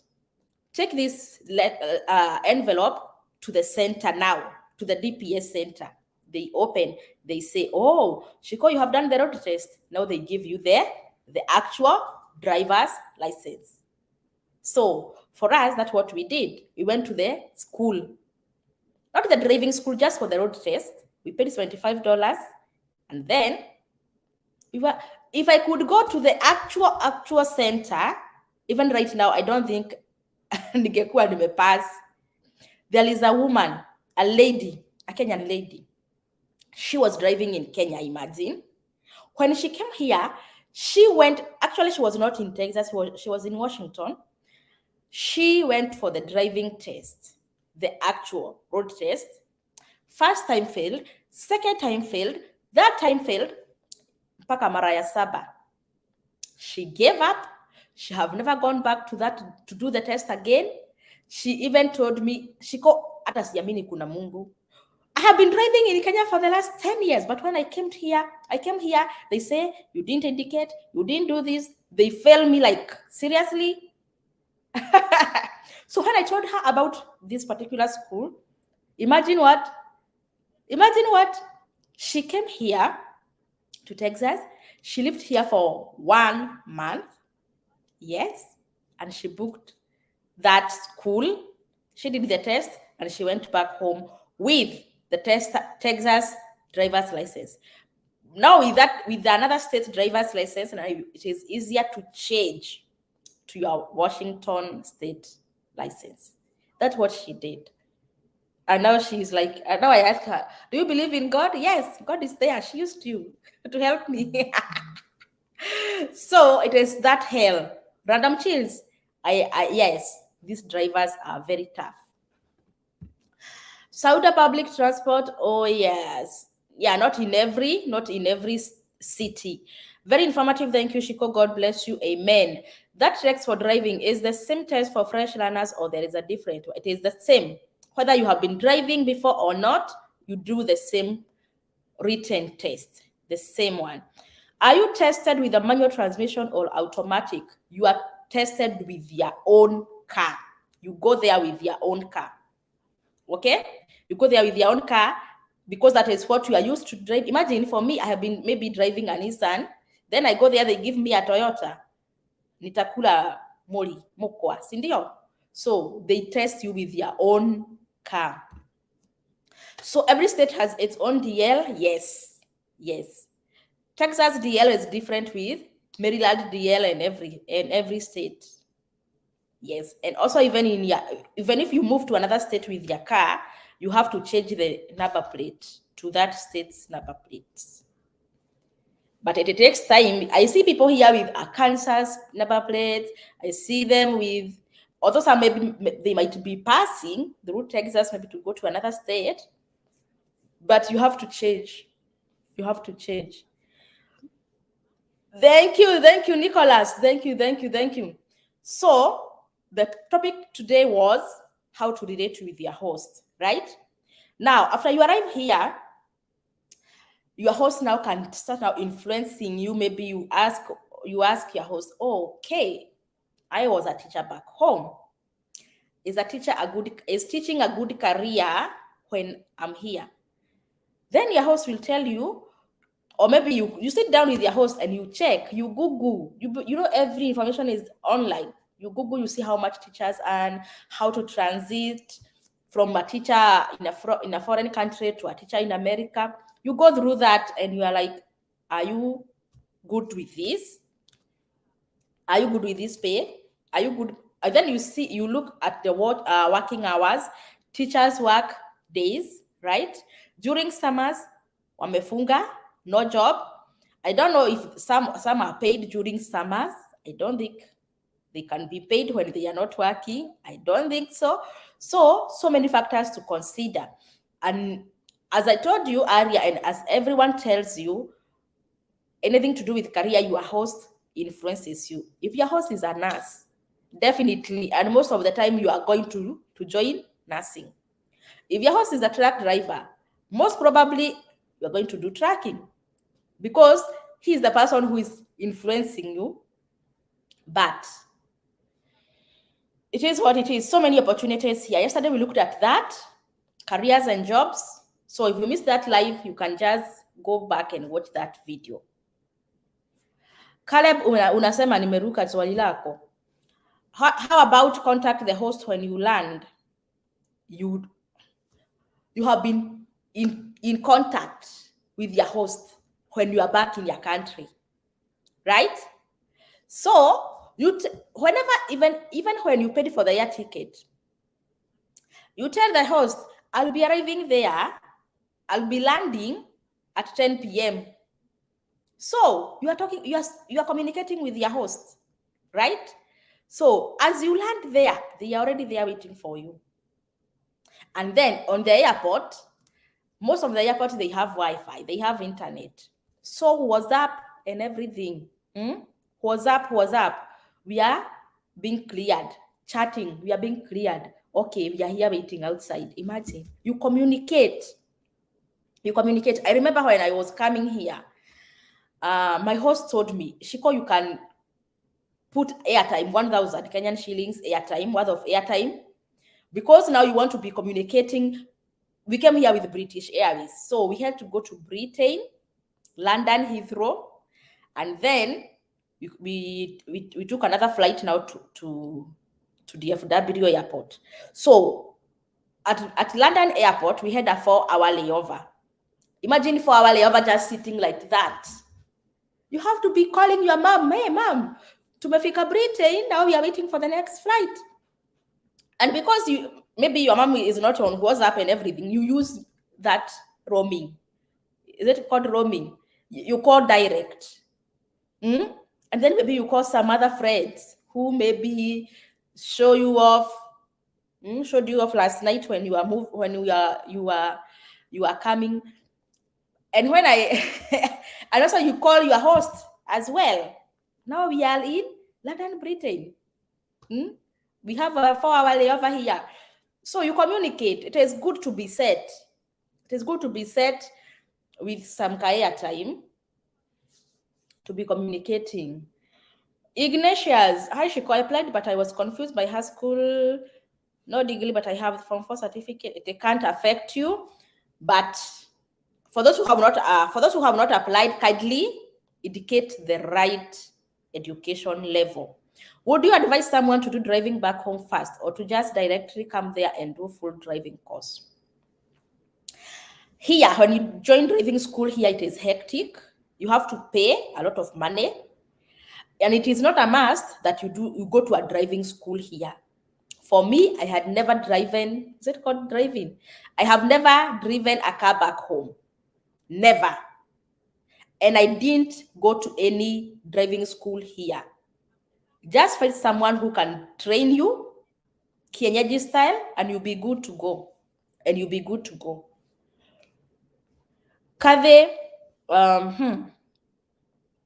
yes, Kade, that is what I just said.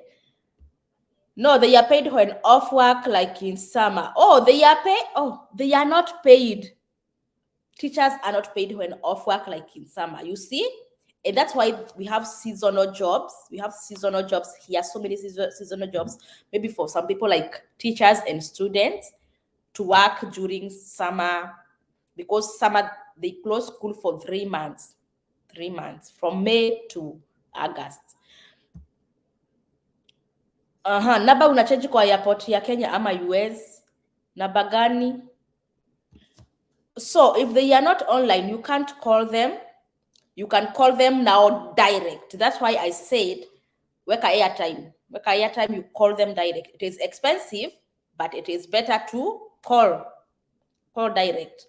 But you have been communicating. They know you are arriving at this particular time. Your WhatsApp number stays on. Oh, yes.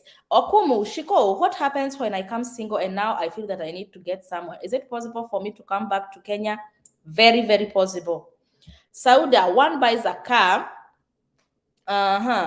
Okay. Bernard, Okumu, I didn't finish your statement. Then come back with her without any further delay. No, you come back alone. You start petitioning for her. Yes, this is America. It is not as easy as you think. It can take 1, 2, 3 or more years for her to join you. One buys a car before getting the driving license because you have to go with your car for test. You know, yes, because you have been training, right? The car you have been training with is the one that you will go with it for the driving test. For us, we already had a car because my husband was driving already. So the same car, I went with it. So he has to drive me there because they will ask you, did you drive yourself here? And you are not supposed to do it. So you have to look for someone to drive you there. But for this one, for the plan B, I drove myself there. They don't care. You know, there is always these opportunities.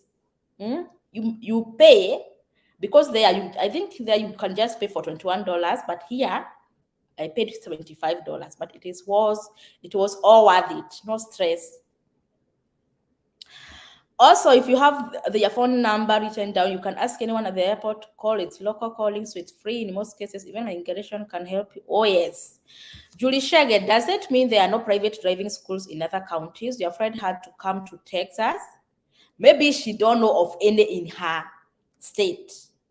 Maybe she didn't know of any in her state. You know, people don't share information. Don't see that Shiko is sharing information here that everyone does. No. Why? Wajikowe mwega no jige baby care tawira wakwa. Yes, you can. You can. Actually, I was thinking about putting up a daycare here because I have a big house. When I gave birth to my baby, I was like, oh my goodness, am I going back to work? Niache mtoto wangu. I had that idea of starting a daycare, and then I was like, I have help, I have support.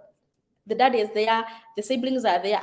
Let me go, because my life will be just here, dealing with the kids. My kids, the other kids.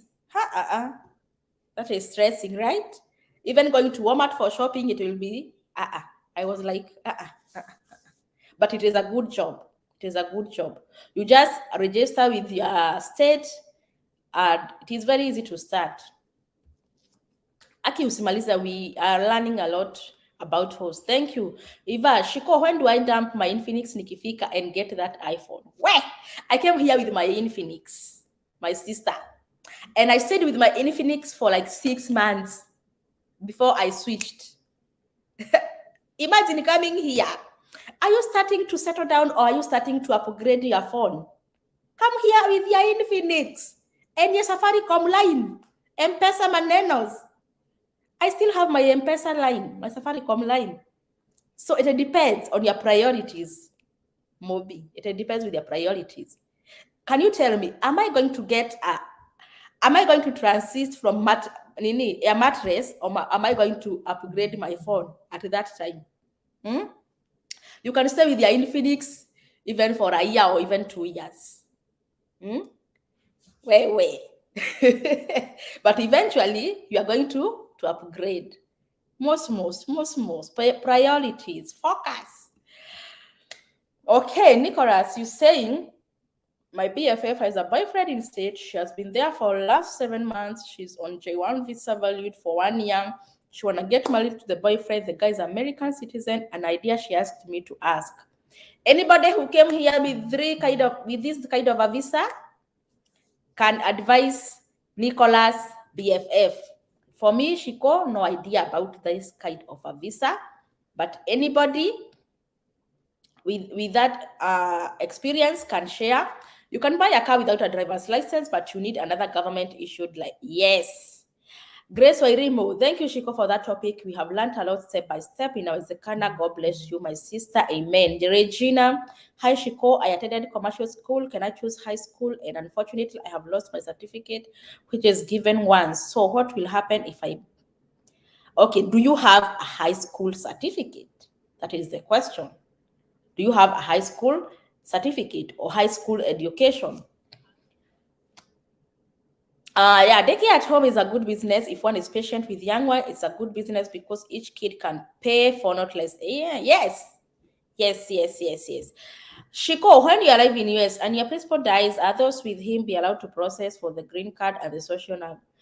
So long as you are past airport, your visas are admitted. Now everybody for himself. Now you are not depending or relying on your principal applicant. No, mumeachana. It is just like giving birth. You have been pregnant all this while, going for medicals. Now the person who is pregnant is the principal applicant, right? You have been pregnant all through the process. Even when you have been given this visa, now that is the 9th month, right? Now any day, anytime baby can come, right? Once you go to America, you reach at the point of entry. Everyone's visa or passport is stamped, admitted. By that time, you are in labor ward. Now that is the explanation I can give. By that time, now you are in labor ward. Once you are given back your passports, admitted, now the baby is born. Yeah! Baby now is breathing using her lungs. And mommy is safe, breathing using her lungs kama kawaida. Mtoto apambane na hali yake, mama apambane na hali yake, right? This is what I'm saying. After now the baby is born, the baby is now on her own and the mom on her own. The mom here is the principal applicant. The baby is the dependent. Now. So even if the mommy didn't make it, maybe after 2 weeks, maybe the mommy got PPD and everything, and the mom passes on, the baby survives, the baby is living, the baby is enjoying life. The same thing with the DV. After you get your passport stamped, everybody for himself, even the principal applicant can decide, I would go back home and leave my family in America. Nobody will ask a question. Mumeachana. Yes. Now everyone is on his own. Free. No dependence, no derivative. By that time, your visa Your visa, once you get even from that airport, you can decide you go to Alabama, you go to Washington, you go to where? Umeachana. As simple as that. Eva, thank you, my sister. That's why we are here to Nasoma. Thank you. Thank you so much. Yes, guys, let us support Brenda Akatama's channel. She's a huge support to this channel. What happens if I'm stood up by host upon arrival? You are stood up. Can you explain? You know what? These terms and terminologies, explain further for an ECD teacher to understand. Oh my goodness. All right, Sauda, thank you. Shiko and Brenda, love you. Amen. Grace and Brenda, Shiko and Brenda, mob love. Shiko, how does one get a host or sponsor to start with? Okay, Elizabeth Waithera, I think you just joined. Before we started, okay, earlier when we started this live, I explained how you can get a host. I think you go back and watch that part. Stood up means the person does not show up to pick you. Hey, my English teacher from Uganda to PA. Okay, this is Tauya's question. What happens if your host does not show up to pick you? Don't worry. Don't worry. So long as you are here legally with the via DV, you so safe. Just tell the people who work at the airport. Sana, the one who you gave there, or anybody with a tag that they work for the immigration. Just tell them, you know what? My host is not picking my call and everything. They will help you. They will help you. They can even take you to a shelter before you get on your feet. But the best thing is you can't be deported because your host didn't show up. Because you have his details, they will call your host because you have your host details. They will call them. Hey, you said you are going to host this person. What happened? This is government, US government. Even if they are not willing to host you, or maybe they will make your life hell here, never lose hope. There is always a way out. There is always a way out. 911 helps. Even if your host is mistreating you, even if your host is not helping at all, because some hosts are from hell, I can say, oh, I have a small baby, or my baby are very young. Then I will host you. I'm hosting you because I have a hidden agenda. I want you to come and babysit my babies. And now, because you have been watching Shiko Hope and other YouTubers who are telling you how to go, how life is in America, now you are well informed. You are like, this person is misusing me. I can't. You start on your ground and you say, you know what? I need to start working. I know these things, they are there. We have good hosts. And on the other hand, we have hosts from hell. The same thing with guests. We have some good guests. And then we have some other guests who are like, they have come to my house, they are taking over everything. They are like, hey, kuku munakulaga ugali kila siku. Every day is ugali. How can't we eat? So we are all different. We have all different personalities. And that's why I said, start communicating with your host earlier. You know that person. You know what he likes, what he does not like, and everything. Communicate earlier.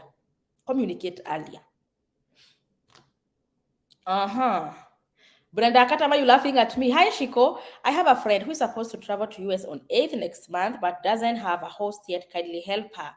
Tell her to reach Esiwakago on Facebook. Or she can just join our WhatsApp group. And then on 8th next month, but doesn't have a host yet. Kindly help her. Yes, tell her to contact Esiwakago. Esiwakago will sort her. For now, I'm not in a position to host. I don't want to say if I'm hosting anybody right now, but right now I'm not in a position to host, but I have been hosting. Essie will help that guy. Jedida, is your friend coming as a visitor? Because they will ask for where she or he will be staying as immigration. I think if this person is coming as a green card, with green card, that is DV, SC hosts people on DV, not any visitor, not any student. SC hosts the green card people. Yes. Tauya, thank you, Shiko. Jerry, what about watu wenye hudipotiwa na wameacha familia huko? Wanaweza rudi cause of family ama kudipotiwa ni kudipotiwa. When they were deporting you, they know you had family here. So having a family here is none of their business. And then being deported, it also, you can be banned for 10 years or maybe more than 10 years. Give your number. I don't give my number online.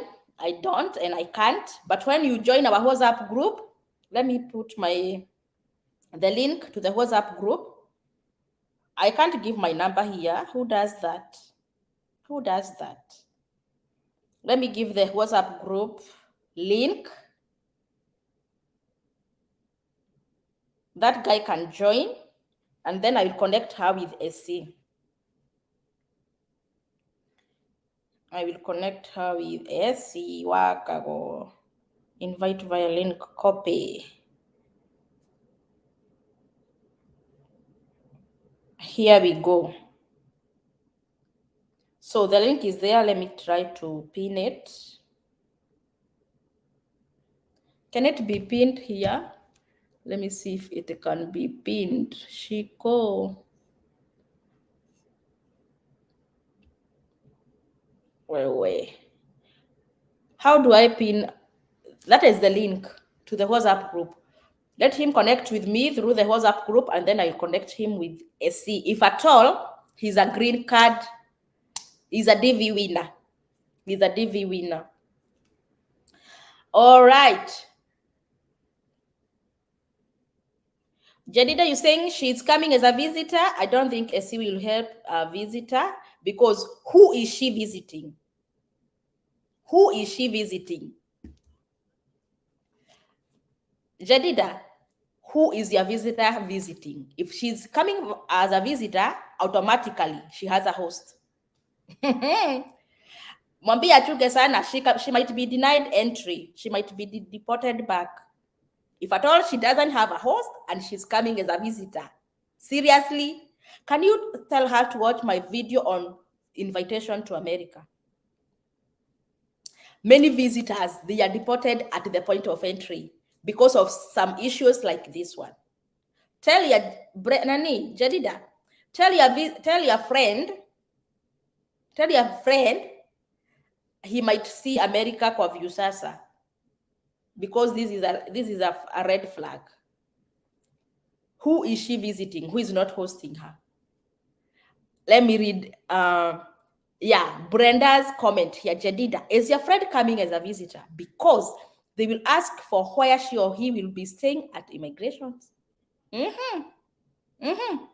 So tell your friend, atajua hajui. Carolina, hello Shiko. If I applied and my son did apply too, and it happens that we are selected, can we use the same host?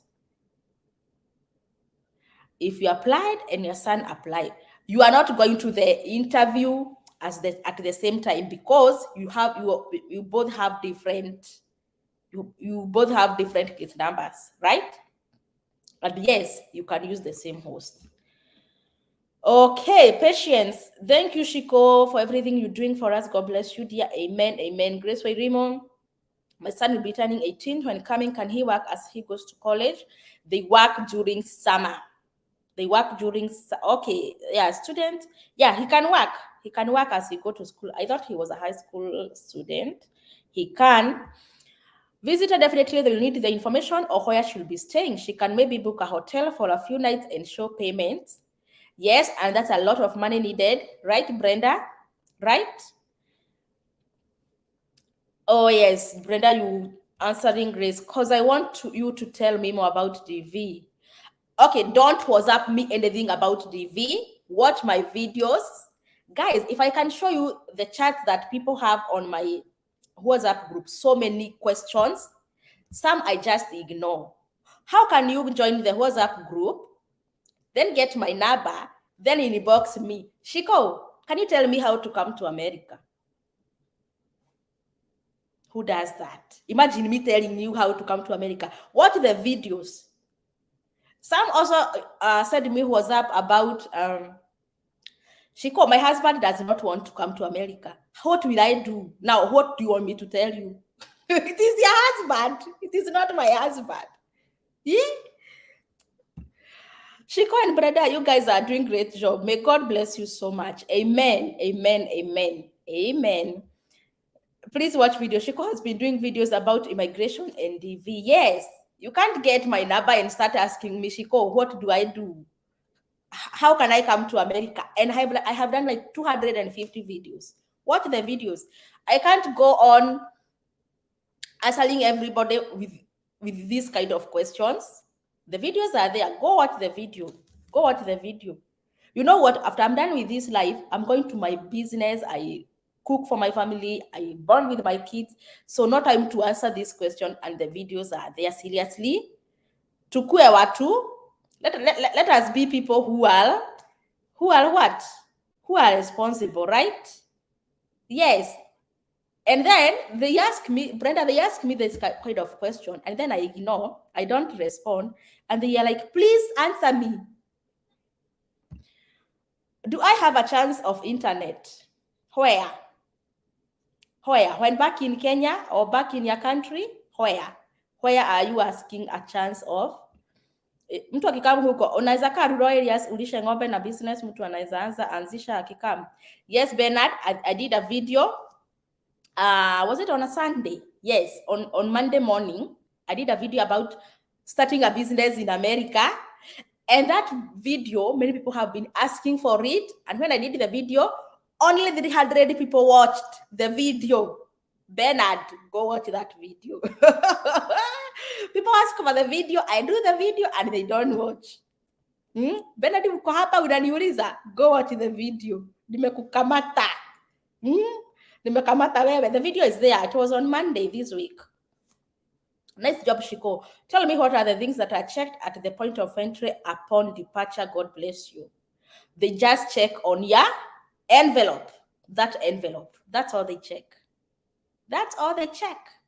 If you are here legally, if you're coming here legally, that's all they check. Jerimo Agide, wonderful job, Shiko. God bless you. Amen. Bernard hapo sasa kwa ng'ombe. Yes. Go watch the video about that. Wonderful job, Shiko. God bless you. Amen. Do I have a chance of interview with 20K? Inawezekana. It is possible. Eka link ni watch. The video is there. Bernard, can you go to Shiko Hope Live on YouTube? Search Shiko Hope business, starting business. Itakuja Shiko Hope TV starting business. It will be there. That's how you look up for the videos. If maybe you're talking about host, you go to YouTube, Shiko Hope TV host. All the videos about hosts will come there. Kamala, watch her videos because most of it is there, and other YouTubers, yes. Just don't accept people's packages to carry to USA. People can give you drugs. Oh my goodness. Yes. You know, this is very, very, very, very sensitive and very, very important. People, and this one has happened. Somebody tell you, oh, you're going to America. I want to give you something to take to my friend or my relative. Then he gives you something very well packaged. So you, because you're going to America, you want to help, you take that package, put in your luggage bag, and you are set to go to America. But you know what? They have to check what you are carrying so that they check if you have brought here weapons. They don't want weapons. Maybe you are a terrorist. They don't want anything to do with that. And as they peruse the package that you are given, It is drugs. Now, who is the owner? It is you. You know you are not the owner, but whoever gave you is back in your country. But now, the package was found on your, and it is drugs. Haha. Oh, Bernard Gedemu Santa, God bless you. Amen. Rosie, I'm new here. God job. Aki, this is a golden information. Thank you. Alice Muthoni, one mom, may God always bless the work of your hearts. You really sacrifice yourself, mom. Thank you, thank you, thank you. Brother is advising you to just open those packages. People are not easy, my dear. Dogs will smell that snuff and you are going to go to jail. To jail. Imran, how long does it take to go after getting results? I think you are new here. Kindly watch the videos. We have been discussing the process. It depends with your case number. Someone somewhere asked, Shiko, what are these case numbers? What are these case numbers? Watch the videos. Watch the videos. There is a video I did about high and low case numbers. Kindly watch that video and understand more about case numbers. Shiko, is food stuff like loiko, ugali, among others, allowed on your first day? They don't. You know, you are not written here that this is my first travel or my first flight. Nobody knows if you have ever flied before or not. We carry dry foods, we carry spices. Yes, it is allowed. Derek, wera mwega wa njiko Ngai akurathime. Amen. Amen. Nani huyu ako kwa profile yako? Even at the airport, never accept to help anyone with their luggage. Never. Never. Just handle your stuff. Just handle your stuff. Don't be that good Samaritan helping every Tom, Dick, and Harry with their packages. No. Never. The way Shiko na Katamam contrasted kutusimwanzisha perfect match tuingie kwa screen. Bernard, we have been doing that yesterday, the day before yesterday. For the last 3 days, we have been doing that with Brenda. But today she's in the office, so she's just texting. Right, Brenda and others? Yes, if you can watch yesterday's live, the day before yesterday and the other day, you can see Brenda there. But right now she's at work. Ni venye tu ana work from home.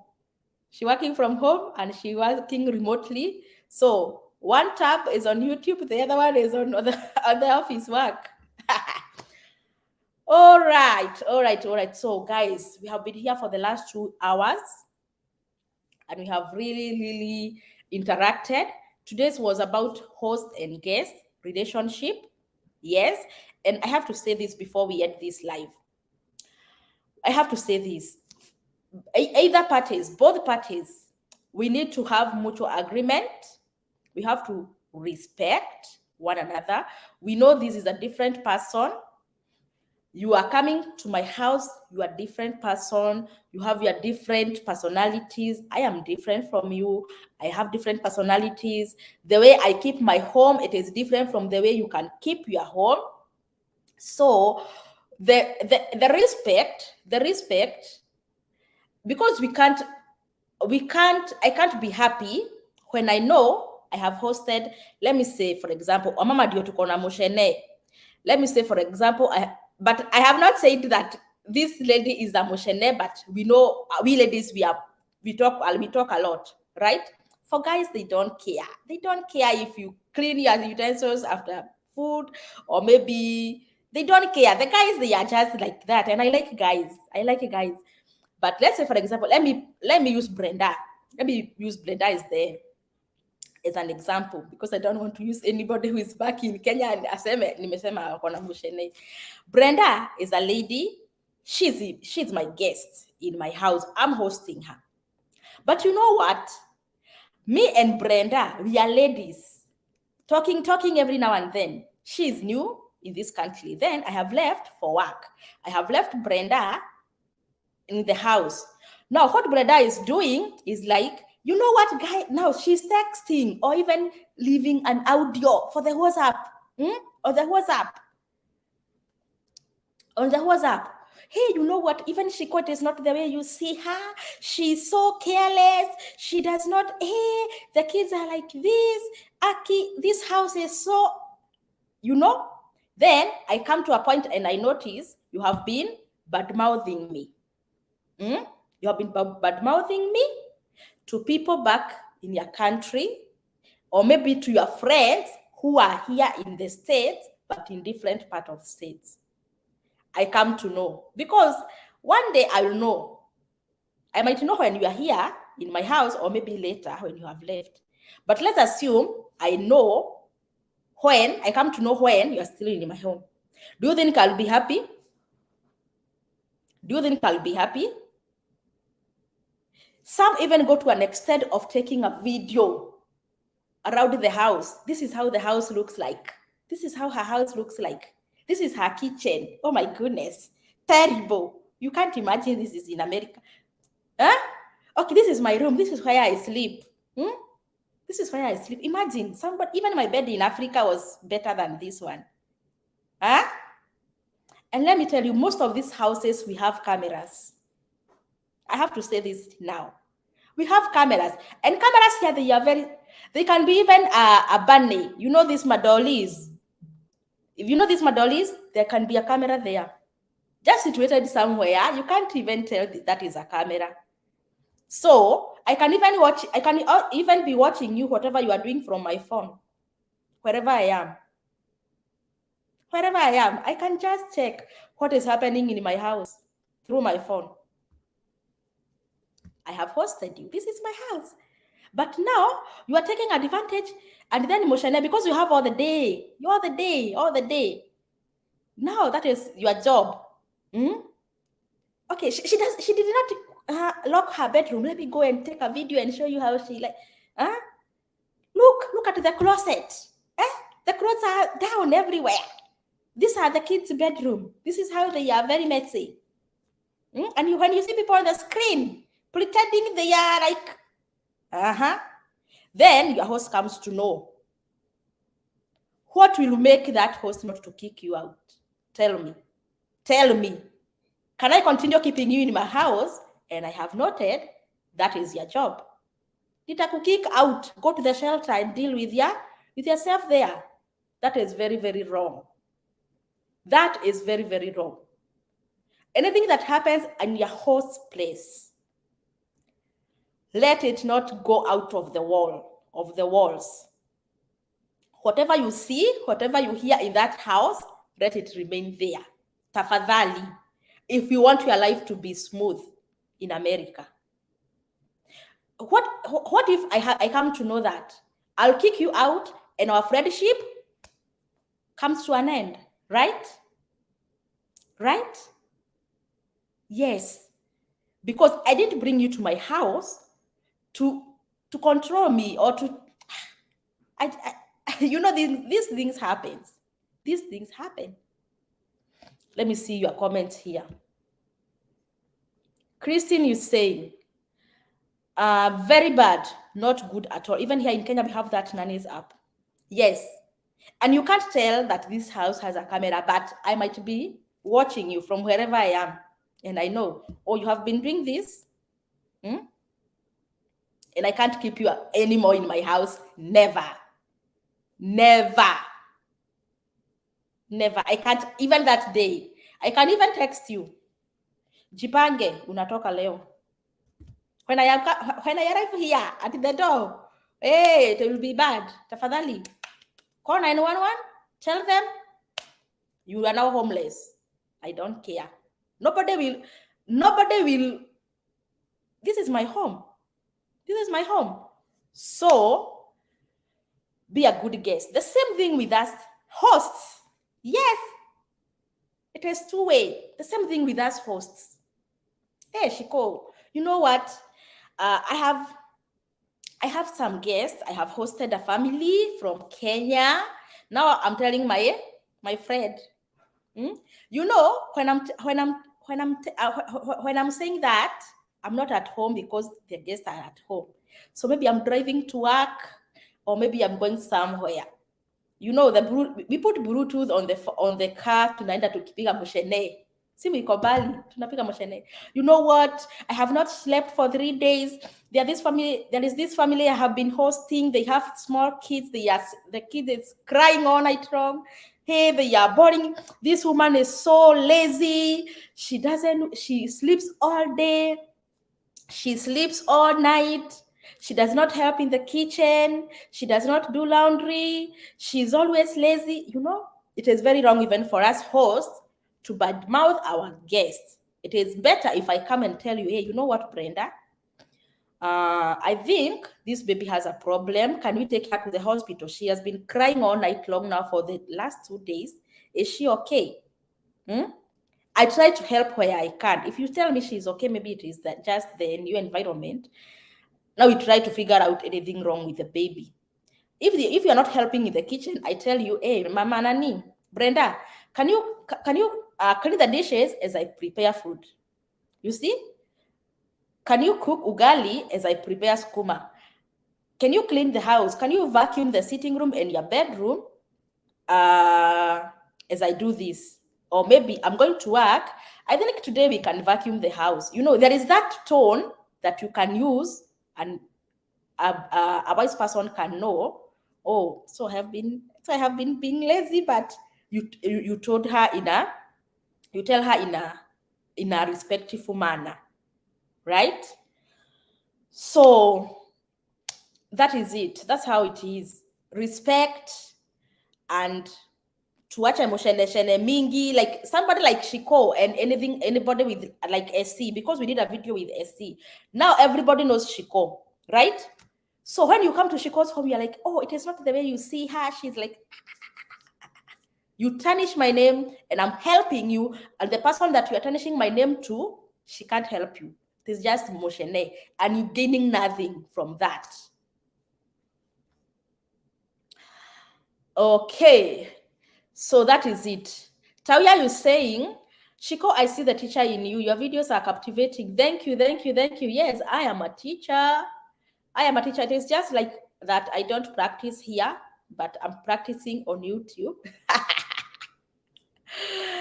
Thank you, thank you, thank you. Winnie, Shiko, are you not getting that state of umeongea? I have not seen you even with a glass of water. Here is my water. Nimekunywa kamoja. After this, I'm going back to bed. Nowadays, I'm working nights. That's why I'm what?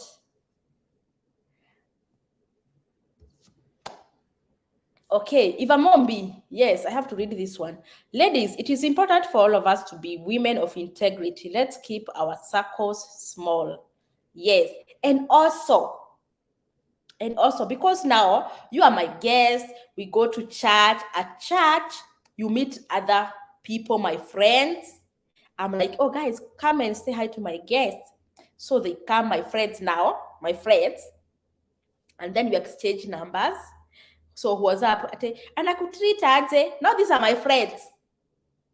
Now you are now communicating with my friends. Your mama na venye naonekananga roho baya. Now that is there. Because they want you move from my home, they host you, but you don't know they have a hidden agenda. They want to misuse you. So now you start gossiping me, and then you are like, one day I go to church and you are like, before the service ends, mshatoka na yeye, mshaenda. It happens. It have happened before. Not to me, but to other hosts. It happens. So, some things are matters of common sense. You just know what brought you here. You are not here to stay, but live in peace. Respect. Most of the time, once the guest moves out of the host place, that is the end of their relationship, because they stay there, it was hell. Maybe from both of them, and maybe the host was bad, and maybe the guest was bad. So we have to be tutumia yes, integrity, respect, and everything. Sometimes that is why people are not willing to host people, because maybe you hosted someone before, Bad thing happened and you are like, I will never host again. I will never host again. Not that people are not willing to host, but they have hosted before, but something happened. Very bad. Very bad. For me, I gave you a story about my first hosting. I hosted a couple. They had an 8-month-old baby. It did not end well because I learned a lot from that hosting. I really, really learned a lot. Because I was very new in America, I was only 4 months old. And then happened Benjitoa and hosts. Yes. And I'm hosting a person. We were the same DV 2018. It is just that I came here before them. When they were coming, I was 4 months old here, but we were the same DV. But you know what? They expected so much from me, which I could not offer. But from that time, I learned how to do this hosting thing. When you come to my house and I want to host you, you sign papers. You have to sign the document. Yes, it is that serious. It is that serious. I learned it the hard way. You have to sign a document. I said your document, it is here on PDF. I said it to you and back in Africa. You read the rules. An attorney advised me. An immigration attorney advised me, Shiko, if you don't want any kind of this headache again, take this. Be sending to your host. Let them sign. Once they sign, they have committed to agree. They have agreed to the rules you have set there. Okay? So it is not being mean, but I learned it the hard way. So whoever I have hosted, they can bear me witness. It is like, it is something official. I don't want myself to land in trouble when I kick you out because you have signed the document here. You have a copy, I have a copy. Yes. It is that serious. Hosting, it is not something to play with. Whenever I host you, those people who I have hosted, and I told them never to say I hosted them. That's why you see they never comment here. Because I don't want that PR or anything. But they have to read the documents, the rules. They sign there and I sign down there. They have their responsibilities. I have my responsibilities. If anything comes between, there is those, it can end. The hosting can end anytime due to the following. Sign, I agree. Yes, it is that serious. It is not something that is easy. And I learned it the hard way from the first hosting. So whoever, I don't know, people are like, Shiko, it is that serious. Yes, it is that serious. Because you want your peace, I want my peace. And with the rules in place, everyone is at peace, right? Even in a country, we have constitution, right? Even in schools, we have school rules and regulations, right? Even in hosting, there has to be rules and regulations. If you break a country rule, you be jailed, right? You be sentenced and jailed. If you don't respect a school rule, you be suspended, right? Even in hosting, if you don't abide with the rules, what happens? Yes, there are consequences. The same thing everywhere. So it is good to do as advised above. Paris is saying here on Itabia home. Imagine. Felix, Shiko is the best. God will bless you. You'll have the reward from some of us. Thank you. You would have to do something because according to EBM, it will happen almost at the same time, maybe an hour earlier. You can invite Shiko. I don't know who you're talking about. Marion. Okumu is saying the truth. Coming Sigo, you don't spend a lot. Yes, you don't spend a lot. Grace Wairimo, we are 100 guys. Likes, good people. Good job. Let me see. How many are we? We are like 86 people watching. And let me see.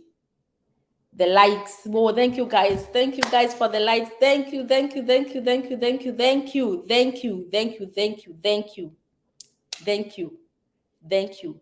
And then the best thing with the constitution, the hosting constitution, I call it the hosting constitution, is that your host will not naitwaje kukubeba vibaya. Oh, my English is finished, guys. Can someone tell me kubebwa vibaya na host inaitwaje kwa Kizungu?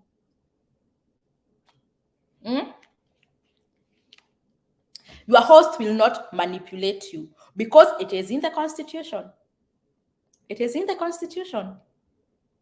So both parties,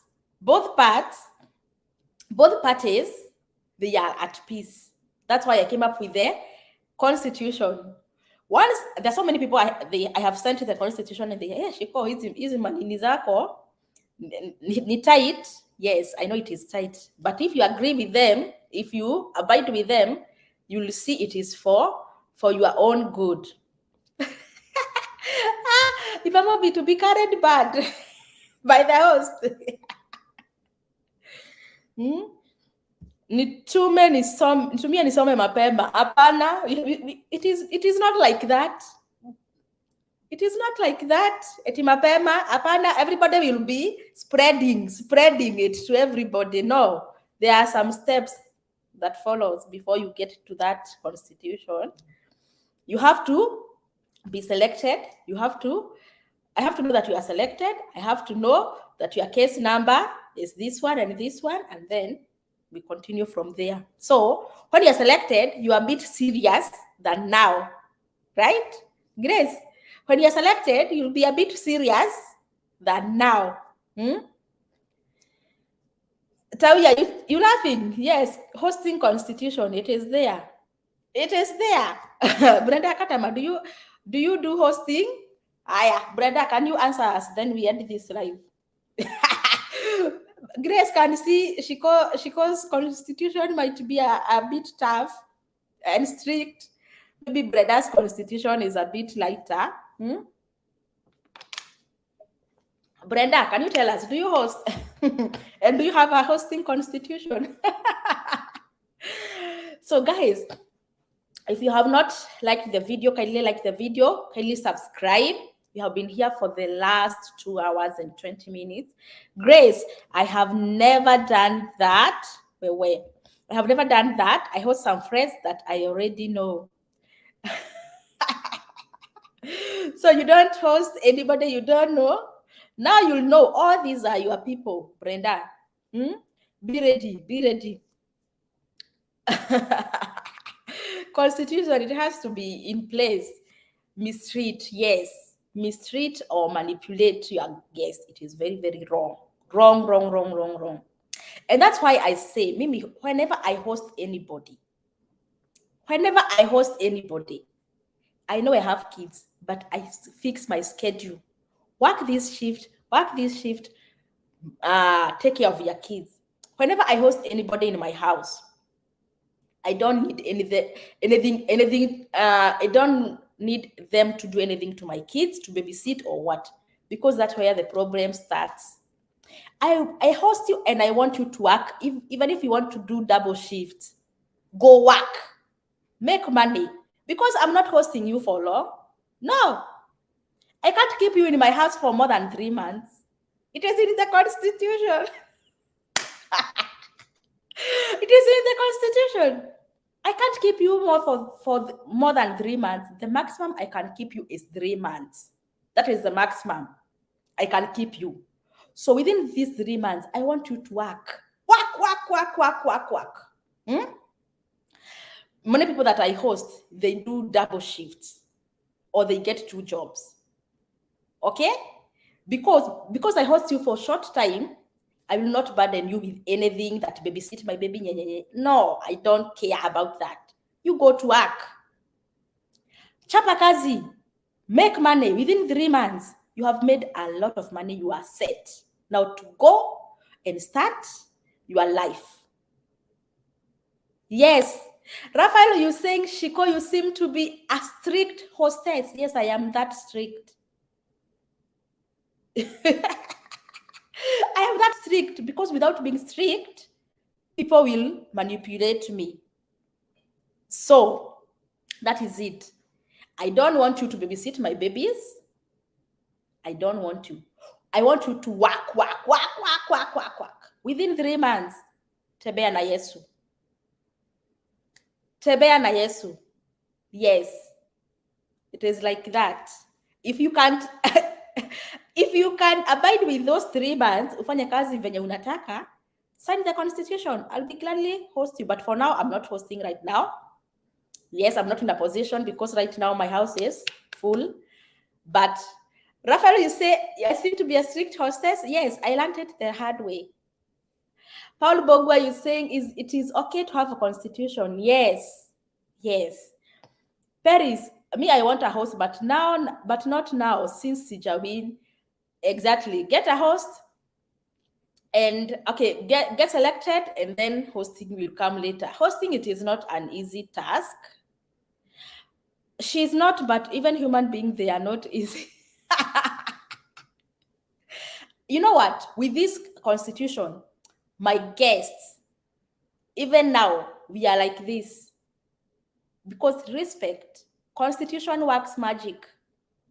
I don't want to host you. Then after 3 months, you move out, and when you hear the name Shiko, you are like, Wachana na uyo, roho baya. No. I want this friendship to last longer, forever. Forever. Forever. I don't want you to come to my place, then we become enemies. No. I want the friendship to continue forever and ever. Amen. Amen. So without constitution, tutakuwa my enemies. But with constitution, hey, wacha tu. Monica Jerry, by the way, you try a lot. Ningekuwa wewe na host only 1 month. Next month, unatembea kubwa kubwa. 1 month is not enough. 1 month is not enough. 3 months. If you want to, in the constitution, it is written, if you want to extend your stay in my house, I can't kick you out. No, I can't kick you out from my house even after 3 months. But now after 3 months, you start paying rent. Yes. After 3 months, you start paying rent. With these 3 months, you are not buying even an onion in my house. No. You're not buying even a tissue. I don't want anything from you. For these 3 months, free. But now after the 3rd month, unalipa. You pay bills. You pay rent. I can't keep you in my house for more than 3 months and then for free after 3 months. No, you have to pay. Felix says, Holy Mary Constitution tough. Exactly. It is tough. It is tough, but it is worth it. I learned it the hard way. So you want me to keep you in my house for 4 months? You be going to work double shift, making money. I pay for your bills for more than 3 months. Never. You have to pay rent. If you feel that it is too much, tabia na Yesu, go get your apartment and start your life in peace. We remain friends. We'll be meeting, you coming here to visit, tunakula nyama choma, tunakesha. Yes, life inakuwa smooth. But remember, you signed the constitution. Grace Wairimo, hiyo hata ni mingi, 3 months. Sawa, iko chonjo. Kabisa. Kabisa. Okay, Felix, wewe. Really, you are helping a lot. Thank you. Lydia, I want to buy food sometimes. I don't recommend you to buy food. I don't. Because I want you to save. I want you to save your money, Lydia. I want you to save because I want you to move out and start your life. I don't want you to buy food, tafadhali. The food that I want you to buy in this house, it is the food that you are going to come with it from Kenya. Come with jahe, come with dengo. That one we will celebrate here, but not any American food from your work here. Tafadhali. I don't want you to buy anything because I don't want you to extend your stay. I want you to move fast. Get your wings to fly fast, and God bless you. Upaye, upaye, upaye. And God bless us all. We remain friends. I don't want anything to do to become enemies. No. No. Eva, I can only imagine how hard hosting is. Imagine having your relative visiting you in Kenya can be hectic. What about strangers with kids? Kudos, Shiko. Thank you. I had a guest this summer since July. My kids are now so used to her, and she's leaving to go back to Uganda next week. My kids are sad. Some guests can be amazing. Exactly. How many hours is the double shift? 16 hours. You can work 2 jobs, 8 hours, or 10 hours, 10 hours. It will depend with yourself. Brenda, I hope you are less tough than... Rafaeli, we, wacha nikue tough. Venye niliona, na hii macho yangu hivi, ilibidi nikue tough. Shiko, you are so right. You have to set things straight when hosting. Exactly. Paul Bogwa, this is a lot of assistance. Now unajua. Now you know Paul. Thank you. Shiko mikono nimeinua. I give her. Don't think that you're coming to stay with your host. Things will be so smooth. No. Huh? Brenda, I have kids, host me. Brenda, I host Lydia. Feeding someone and pays bills for 3 months is giving enough. No one should complain. You see, Esther. Now you can understand me, Brenda. You will host me when I win. Now everyone is going to Brenda. Shiko is so tough. Brenda. Okay. Buy many beds. Buy many bunk beds. Monica Jelly, unauliza ni saa ngapi? Tunaongea mambo ya hosting. So that is it, guys. That is it. And I wish you all the best as you continue applying for DV. Brenda here is saying 3 months, indeed 3 months is a lot and a lot of sacrifice to host someone. Exactly. Brenda, can you tell us how long can you host someone? Because now your inbox will be full. Brenda, host me. Brenda, host me. Brenda, host me. Can you set the record straight now? I save you headache. Because now they say, Shiko is so tough. Maybe Brenda is tougher than me. Okay, Brenda, before we end in the next 5 minutes, can you tell us? Can you tell us if Shiko's constitution is tough or lakini umesema it is a lot of sacrifice. Exactly. Constitution is the way to go. I love some of the clothes in it. Guys, this is Brenda. Brenda is saying, oh, I can only host someone for a month, maybe. That is Brenda. So guys, Brenda is a host, and she says she can host you for a month. Hosting is not easy. And I thank God I have hosted many people, different people, and I can't compare the second. For the first ones, that one is like, I learned a lot. That's why I decided to come up with the constitution. But now from the second one and the others, they are different. You handle everyone differently. And we have been friends. Yes. Marion, Shiko, kindly tell us about your first hosting experience. I will not tell it here. I did a video. Go to Shiko Hope channel and watch my first hosting experience. You're going to get what happened. I don't want to say it here. Brenda, unless they are so good and helpful, but when one has a family, it's hard. That is it. If I win, Shiko will host me and my son. I like that Doheshima Idumu. Kabisa mso. Kabisa. Shiko, kwani US hakuna jahe etc. They are, but they are very expensive. Imagine 1 kg we buy for 700 Kenyan shillings. That is $7. 1 kg. When you come in, guys, bring jahe from Kenya. Uko na moyo mkubwa, Shiko. Not all do that. Keep up the good work. Thank you. Thank you, thank you, thank you. Paul Bogwa, rent ya condo ni how much? It depends with the states, and not every city has a condo.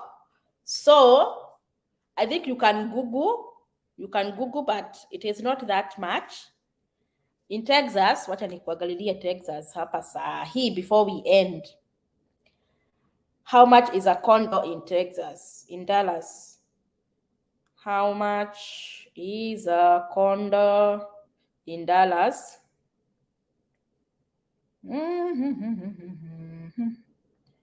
How much does a condo cost? It is it is from $400. $400. Kevin Wekesa, how much is a cheaper carriage for starting life? There is a video we did about car. Kindly go and watch that video. Hi, Shiko. I know Ugandan people are so kind. Yes, Brenda is a Ugandan. Elizabeth, Shiko, your joy and sincerity encourages to keep listening and watching. You are a real hope giver. I'm in America already. Welcome to America. Monica Jerry, bado zimeisha. Umesema ni saa ngapi yuko? Don't worry, my time here is 2:50. Kiku kuna giza. It's 2:50 p.m. I think Brenda's time is 3. Right, Brenda? It's 3:50, I think. Wow. So guys, it's been a good one. I want to leave you people mulale. Na mimi nirudi nilale kidogo. Nowadays I'm working nights. I have changed my schedule. You know, this is America. Vidu vichejanga. And I'm enjoying my night shift.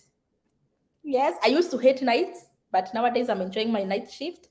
Now I am doing it now. This is my second week. I'm enjoying nights because now I'm home all day. My kids go to school. Actually, I prepare my kids to school because I come from work at 6:30. I prepare them, they go to school. Now they're almost coming back at 3. They'll find me home. I go to work at 10 p.m. So, hey, I'm enjoying my night shift because my job is just here. I come home at around 3 for my kachai. So I'm enjoying my night shift. So thank you so much, people, for watching. Tomorrow we'll be discussing something different.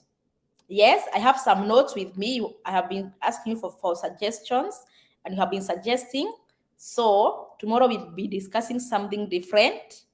Be here at 8 p.m. East African time to interact. Now you are in the know on how to relate with your host, right? Also, what the video we did with SC Wakago about hosting. Before you go to SC to host you, she also has her own constitution.